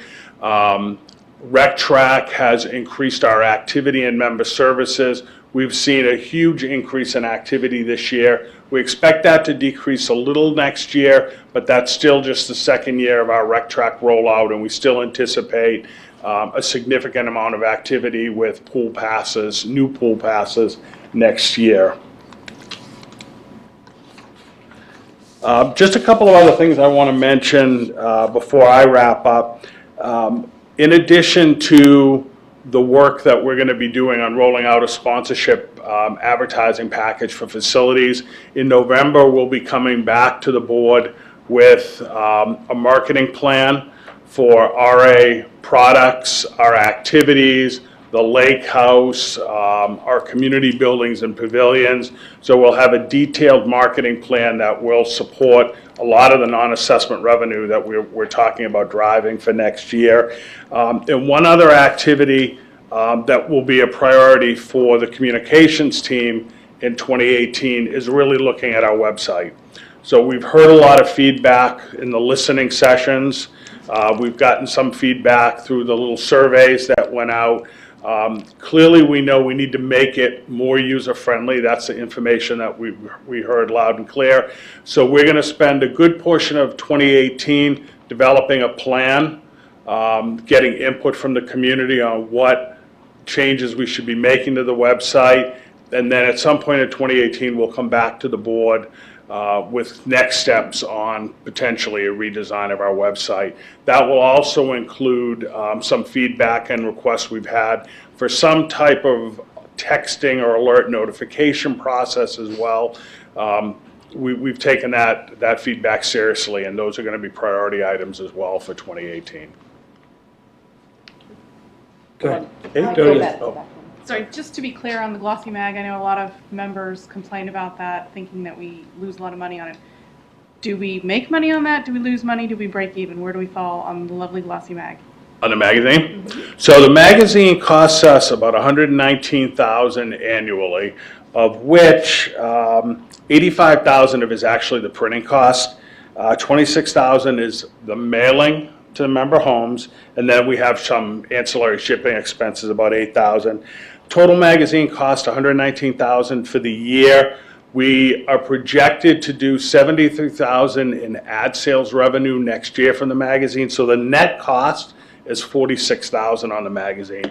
I think the important thing to note about the magazine is that, along with the fact that we have an amazing branding tool out in the community that we have realtors using to sell the community, we have employers that come to the community and use the magazine. It also is, if you want to call it, our publication of record as it relates to board actions. So we have a statutory requirement to publish the actions of the board, which we could do in some other form, but the magazine serves that function as well in the back half of the magazine. In addition, half that magazine promotes and markets our programs and activities. So absent that, either in the magazine or in some other form, we would likely have an impact on promoting or selling and marketing our programs and activities. So it really serves three functions. So when you look at a net loss of $46,000, you factor in some of those other important benefits to the magazine, and that's, I think, a good trade-off. And we've seen over the last few years a continuous increase in ad sales. So I'd like to assume that will continue, and we are closing the gap on the cost to produce it against the cost to publish it. Thank you. I think it's worth it. It's 50 cents basically every 3 months Yeah, 4 times per a year. user, which is good. Any other questions? Thank you. Thanks, Mike.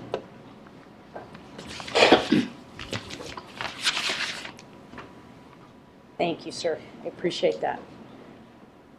So, as I said at the beginning, I was going to repeat what we did at the beginning, at the end, and that is there are about 8 decision points that we have for you.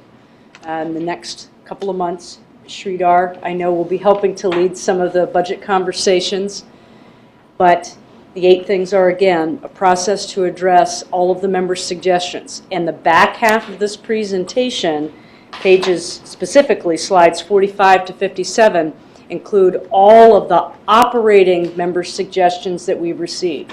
You're going to see in that listing there are a couple of things that we've already incorporated into this base budget that you have, but there are some things that you can consider. So I do ask you to go through and take a look at that. Sabrina took the time on paper and in your Dropbox to put together go ahead. I'm sorry. Yeah, go ahead. If you want to be able to consider it, you can hold it. Gee, this is something that we ought to think about. Just like we did with capital last week when we had a listing. Again, that's in your Dropbox from last week's meeting with all those member suggestions. Gee, is this something that we want to make sure that we're including? So for member suggestions, that is something that you'll need to consider over the next couple of months. Again, the RRF appropriation. When we did the 10-year rolling average, we came out with an appropriation of about $2.9 million. So that's been included in the base budget, as well as the 2018-2019 capital projects list, which are covered already in the base budget, but it's just making sure you're comfortable with those lists, taking the opportunity on September the 9th to take that tour, to take a look at the facilities that are on that list, as well as look at 3 current projects that are either underway or something that's being considered. That would be Hook Road, the Pony Barn project, as well as what's going on with our central services facility. Next would be the pool season hours of operation. Again, more information will be coming to you on the 18th of September, as well as Laura reminded me, I believe PrAC is going to try and report out to the Board Operations Committee on September the 11th as to what's going on with pool hours and their recommendations, again, for the board's consideration. Lake House loan and operations. We brought to you some information. More will be coming to you. More detailed information will be coming to you in the upcoming meetings. But that is the decision point, and that will be impactful to the base budget as well. Roadway median mowing, if that's something that you all are concerned about, that is listed in some of the member suggestions there. You'll see that under the maintenance section, where someone is suggesting not to do that anymore. It gives you a flavor of what the cost would be if we would stop doing that. We do get funding from the state to do roadway median mowing. It does not cover the entire cost, but it does cover some of it on that. And if we were to stop doing it, would be stop doing it completely and just rely on the state to do the mowing. And I think they do it about four times a year? They do it 3 times, and how many times are we doing it in the season? About 16. About 16 times, just to give you a flavor of maybe impacts on that. But again, it's a board decision, something to think about. Maintenance and environmental management, again, resource for litter pickup. A lot of work has gone into this by the Environmental Advisory Committee and working with staff closely, so the numbers that are put before you are well thought out and with the help of EAC. And covenants enforcement, Anna mentioned this earlier this evening, the need to fulfill our deed requirement to go and do inspections after the DRB has made its decision to make sure that residents are putting in the location that they said they were going to put in, or they're painting the color they said they were going to paint. Whatever the case might be, it's more costly in the end when we find these things otherwise to have to go through an adjudication process to fix them. So getting ahead of them is what her interest is, so we have less legal fees. So those were some of the major decision points that we wanted you to consider over the next couple of months. Only one of those was included, some of the points that staff made this evening, one was included in the base budget, and those were the personnel-related expenses that Melissa brought forward. Yes, Josh. Kate, could you clarify this for me, please, since this is my first time? I know the board is responsible for approving the budget, but in other organizations I've worked for, the board usually also approves the authorized slots, employee slots, how many slots we have. Do we do that as a board, or is there flexibility on the part of the CEO? I mean, normally, obviously, we have to authorize money to pay for slots, Are you positions. asking, do we authorize how many Do we, so, FTEs? for example, in municipal organizations, typically, the board has to approve the number of authorized positions. Okay? So the city manager or county manager cannot hire if the board does not approve the slots. Do we have that responsibility here? I'm going to go in a roundabout answer. The answer is the amount that you approve in the budget is what we have to work with, and we can't go above or we can't go above that. So we will work with what we have, and I can tell you in the past couple of years, Mike Leone's department in particular, Mike McNamara's department as well, Laura, they've worked with the pool of dollars that they have. They might have rearranged some boxes, especially when it comes to seasonal employees, to get the right mix in order to cover whatever projects need to be done. I am always going to bring to you new positions like you've heard tonight, new full-time equivalent positions of we have a need that we need to meet, and I'm asking, can we have in-house counsel? Can we have that additional resource whatever the case might be on that. So does that help answer the question? Gracefully put, but I want to make sure I understand it precisely. The benefit of having the board approve full-time positions is that those are ongoing obligations, which unless you fire someone, dismiss someone, you're going to have to pay for in subsequent years.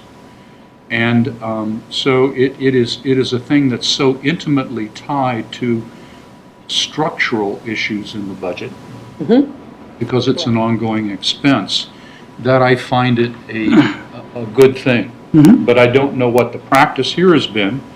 I would advocate for it. I mean, obviously, it's a dialogue between the CEO and the board, but I didn't know what the practice was or whether we've ever had this conversation. You've indicated that on your own, you never try to slip it over on us, a full-time position.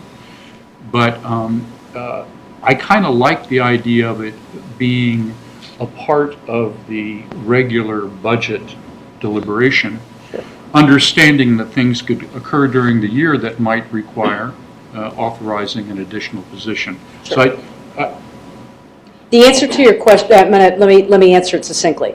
It has been a tradition of this organization not to add any new full-time ongoing positions without the board's authorization. Usually happens during the budget cycle when we're looking at things. So just as the board did last November with the capital projects director, I couldn't do that on my own.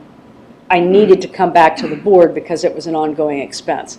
Seasonal dollars are a little different because it depends on what's needed, and I would hope there would be some flexibility there full-time. As Mike's indicated, sometimes it's more costly to try to hire seasonal people. Correct. So I understand that. So I think it should be a But conversation. is this something that other board members feel it would be good to formalize? Or do you consider it already formalized? I'm a little more radical than you on this. Things that create new departments, I'm very leery of. That's why going forward, I want to have a lot more discussion on this, starting a in-house legal team and the supposed expenses than we're having right now. But that's for the future. But I do like the idea of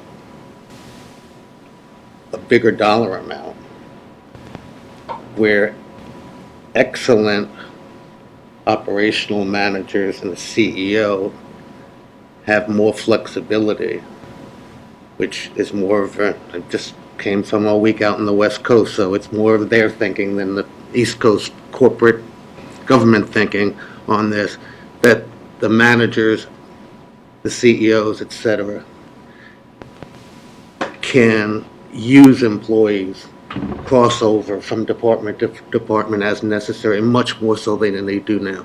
And I think it's better for the employees, gets them more experience, keeps them more engaged, keeps them happier, etc. And it's better for us if we can use people that way rather than pigeonhole everybody into this is your job, this is your cubicle, this is how much we're going to pay. That's it. And municipalities, by the way, they're going bankrupt hand over fist, so I really don't want to use them as a role model for the way we operate. So if I can respond to you, John.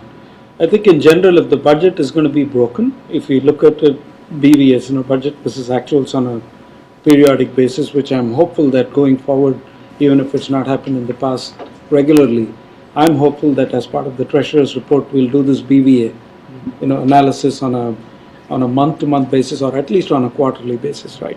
So one of the things that, for example, you haven't talked about the governance administration person that you've requested. It's a $55,000 person, right? Yes, we did talk about that So earlier. You did Yes, talk we did. about that, exactly. Stuck that in before So you that's got the kind of addition that, at least in this budget, I saw. I didn't see it in the previous ones because I didn't track them that closely. But I think I see that at least this year, the request is there to add 1 or 2 people on a full-time basis. So it's up to us to look at it. But what you're saying is, last year we had 101. We want to increase it to 102 or 103. We decide that during the budget session, deliberation, and then. Formal decision. Sure, I think maybe, I'm not sure it's a formal decision, but certainly by approving the budget, we will be formalizing it, right? As part of a full-time employee addition.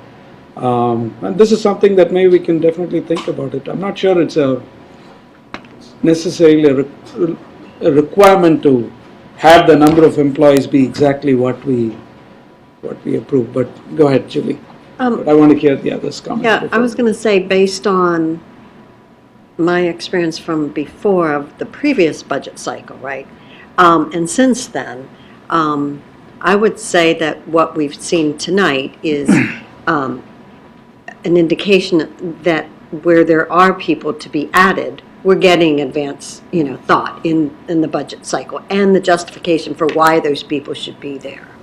So I'm feeling very good about the way that it's being handled now, even in how we brought the capital projects organization into our structure from last year into this. There was a rationale and a review and a vote. So, but I'm a little leery of saying that the board of directors as volunteers ought to get too much into the weeds of the CEO, and we're charging the CEO to manage those operations to a budget. So, but if we're seeing that we're not getting the services that we need from a department, and they're too labor intensive, then I think that comes out in the budget cycle.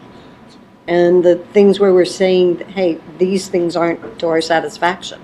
So you need to make those changes, and they're going to have to go back into the departments and figure out how they do that. So if I can add to what I said, the way to, typically I would address this, from an operational perspective. There is a request in terms of, if we just take governance as an example, right? And I'll use Lake House as another example.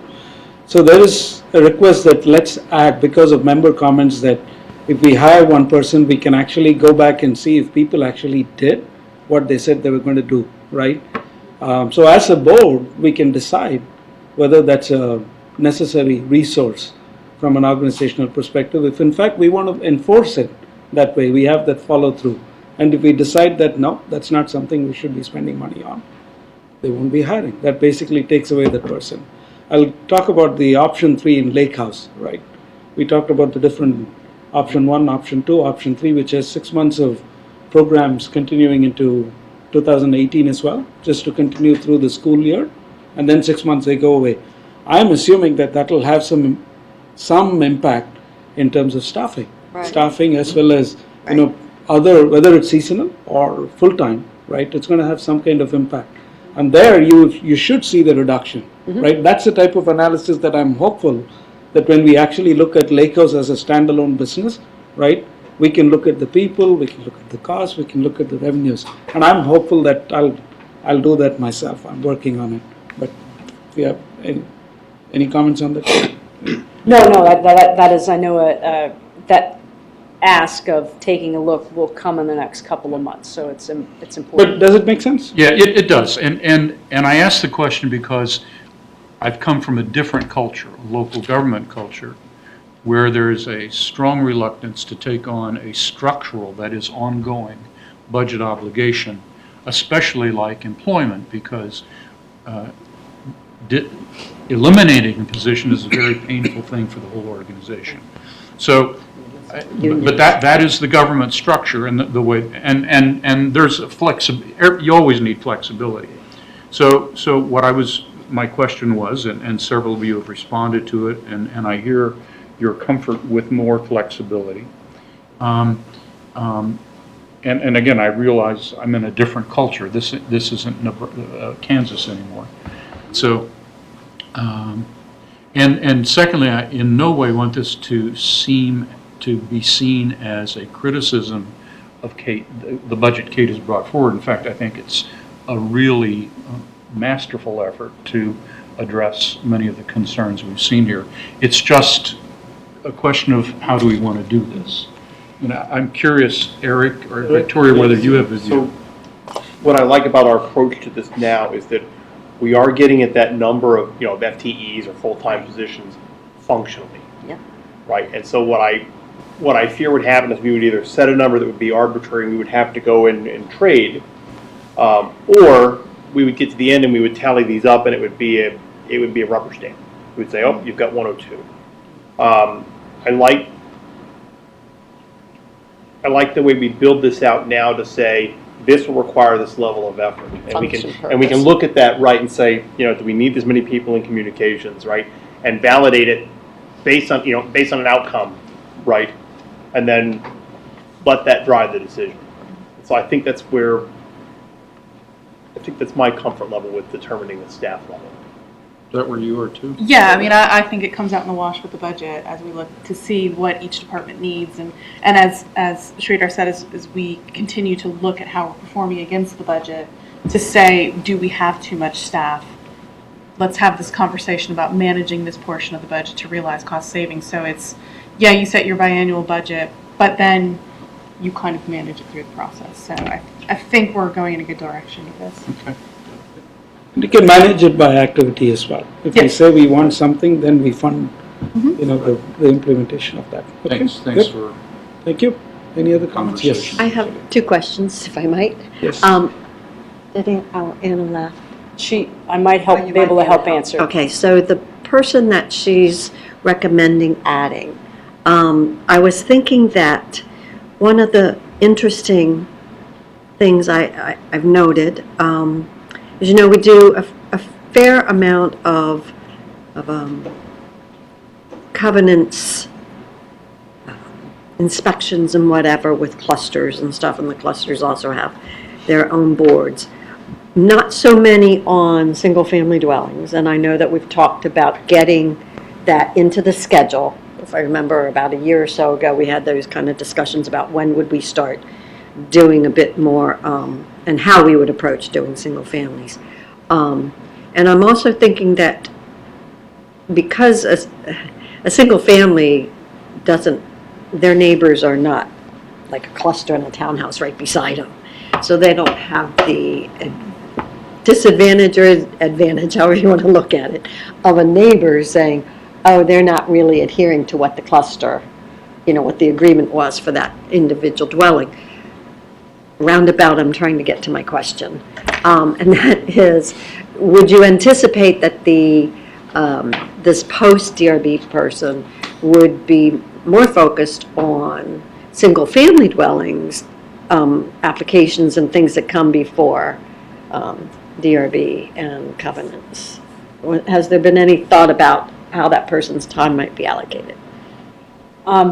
You said there were 2,000 applications last year. Anna did indicate there were about 2,000 applications, and that goes across single-family, townhouse, that goes all across the board, patio homes. So I don't believe, also, there are some commercial properties, as well as RA's own facilities that we have to go before DRB for. So Yeah. it's cutting across everything. I don't think she was allocating this individual for one specific building type. Yeah, I just, knowing that as I've sat through covenants meetings and I've sat through DRB meetings and stuff, you do wonder, where is the go back? And that it's important that the go back happen before there's a resale or, a closing document, so that, and that there's well-defined records. So that was my first question. And that's what the intent of that position is. Okay, my second question, I actually skipped ahead to what Sabrina shared with us and made a quick look-see, and it's on the statement on page 2, item number 42, which says, IT currently exploring costs for connectivity at all facilities, look to Board of Directors for guidance. And that's kind of gets to my point that I was asking Robert earlier about, because I'm interested in seeing where are we in getting, Wi-Fi, good connectivity in, say, our pools and, locations. And I know it's an inhibitor in our ability to provide some other services. So I was really kind of trying to understand where that cost and any projection or acceleration. So is that something we're going to hear more about before? Laura's shaking her head, Robert, so you better shake your head too. Yeah. Okay. So we'll be with the pilot project. Correct. Yes. But this is the results of the pilot project and make recommendations. So for Sean's sake, because he's got a viewing audience, information will be coming to you on the results at the end of the season, part of the end of season report. Am I doing this correctly? Keep going. Yes. Keep going. Thank goodness that I'm saying the right thing. You'll find out how that pilot project worked with the scan cards, with the new scan system, and that'll dictate, what the. But will we cost will also be. get some idea of what it might cost to outfit the other locations? Yes. Yes. Yes. Okay. That was it. Good. Thank you. Thank you. Good, thank you, Kate. Okay, Thanks. one more yes, slide. Okay, go ahead. And then Well, you have one more slide. One Oh, more that's right, slide. the public meeting. Probably, right, one of the most important upcoming meetings, want to make sure they're on the board calendar, anybody who's in the viewing audience, as well as the folks that have joined us this evening. The board is going to be taken on a site tour, as I mentioned earlier, on Saturday, September the 9th, meeting here at 9:30 a.m. to jump on one of our RA buses, and we will be going around to look at the different projects that were on the 2018-19 list. There are actually more projects on the 19 list that we're setting ourselves up to undertake in 18, but we're going to go around and take a look at those, as well as current projects, major projects, Hook Road, CSF, and the Pony Barn. So that's coming up on September the 9th. On Thursday, September 14th, Sridhar will be leading a community meeting here. Any questions that the community may have on the budget on the base budget that's been proposed, on some of the considerations. I know he's going to talk a little bit more about it in a minute, but he is going to be working closely with Mike Leone to come up with a series of budget surveys for our membership to take in between now and the 18th or the next couple of months to get feedback for you all on particular questions, high-level questions. On the 18th of September, from about noon to 5 o'clock, we have invited you guys to come in to talk about the budget. It was originally intended to have more of a conversation around some other items that are on your docket for that you'll be talking about instead later in the evening with regard to the Code of Ethics and the conflict of interest and kind of a general conversation about our committees. But Sridhar and Sherry really thought about it and said, this is really important and we need to spend a majority of our time on the 18th from 12 to 5 on the budget, answering questions, getting feedback. So we'll be doing that on the 18th. Lunch will be provided for you all. Then at 6 o'clock in the evening, you have Supervisor Hudgens coming to have a joint meeting with you from about 6 to 7, just to talk about any issues of interest. And then starting at 7:30, we'll go into the work session that I mentioned earlier about Code of Ethics, conflict of interest, and committees. So there'll be a conversation. All 3 of those meetings will be televised or will be on YouTube. We're working with Mike Leone to make sure that those are available for people to view. So anybody who's not able to make it can either tune in at work on YouTube or can tune in later to see what's going on. On September 28th is a regular board meeting. There may be some things that come out of these. That's Sherry who's rejoining us. She said she'd come back in about 40 minutes. Yeah. So hi. Her party is over. Yeah, her party's over.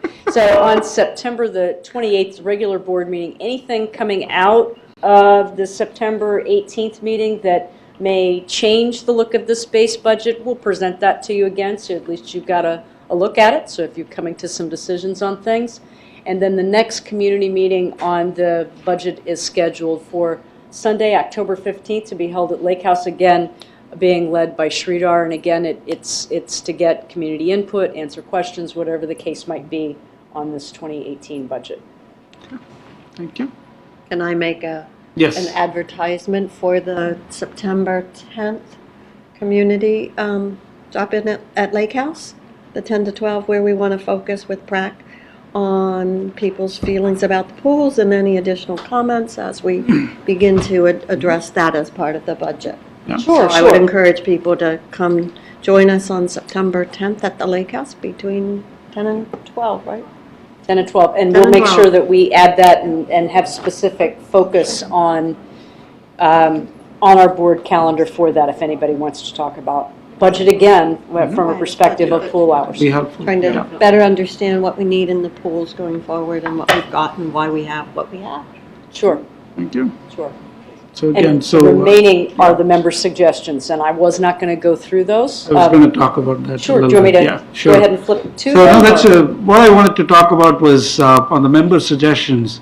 Last meeting, John Mooney brought up the question about, I don't know if you addressed it earlier in the meeting. You brought up the question about how are we going to evaluate it? The member suggestions, when do we take them up? Right. And we talked about some of the criteria, right? The usage and cost and capital operating costs, those kinds of things. So I think one of the suggestions that we probably, as a board, we should be thinking about, and I'm happy to put it in a document or in an email, is to have a process by which, there's a schedule that everybody understands. The members understand that if they want something, here are the things that they need to do, right? Which is in terms of, it could be petitions, it could be other kinds of, gathering more than just one person's opinion, right? Before it comes to, say, a committee or a PRAC or somebody, it goes there, they start the evaluation process. We establish certain criteria based on which we evaluate them. So I'll put something together for all of us to consider. And then, as part of that, there will also be a schedule so people know that, it will be considered only during the next budget, but they may have to start working on it 6 months ahead of time, right? So there's an expectation that you go through the process, it will be considered by the board, provided it's met all those gating items, right, before it gets there. So that's one of the things I wanted to address, but also, going back to the decision points, again, Kate, leadership team, as well as the staff, thanks for this budget, right? What I'm hopeful is what we'll be doing as a board is to get into this in more detail in the next, 1 month, even before the September 14th community meeting. At that meeting, I'm really looking to present the budget in bite sizes, by pools or tennis, or at least I'm hopeful to have enough information and analysis that I intend to do myself, a lot of it, and present to the public so it is, they can go into more detail, be there as long as I have to respond to questions with, Kate and Robert and Laura and others present to the extent that it's possible. But I'm also hopeful that the board will get, really into, each of these things, understand the capital, all the different investments that we are proposing to make, which is the capital projects list, going through that. Some of that I think we can address during the September 9th tour. At least that is the intent as well. As we go to each of those sites, we talk about, whether it's Hook Road or, CSF, we understand some of the projects that are being proposed, right? But I'm hopeful that the board will get really engaged and, and we can look at each of these things in much more detail than we have today. And when we make these decisions, we'll be, really informed and, make the right choices, especially with the public feedback. That's all I have. That's my soapbox comment. Thank you. Now Sherry has popped back on. Sherry, did you want to close us out? Sure. Are we ready to adjourn? Is that what you mean? I mean, I think this is good. I know I missed some of it, but I know what all the slides said, and I'm looking forward. We have a lot of work to do over the next month. Mostly Sridhar has to do a lot of work, and then we have to do work after he does work. And so, the next few months are going to be busy with good stuff. And I want to thank the staff for, putting all that together, and for you guys for all being there. And I guess if we're ready, we need a motion to adjourn. Move to adjourn. Yeah. Second. All right. All in favor? Aye. Thank you. Thank you, Sherry.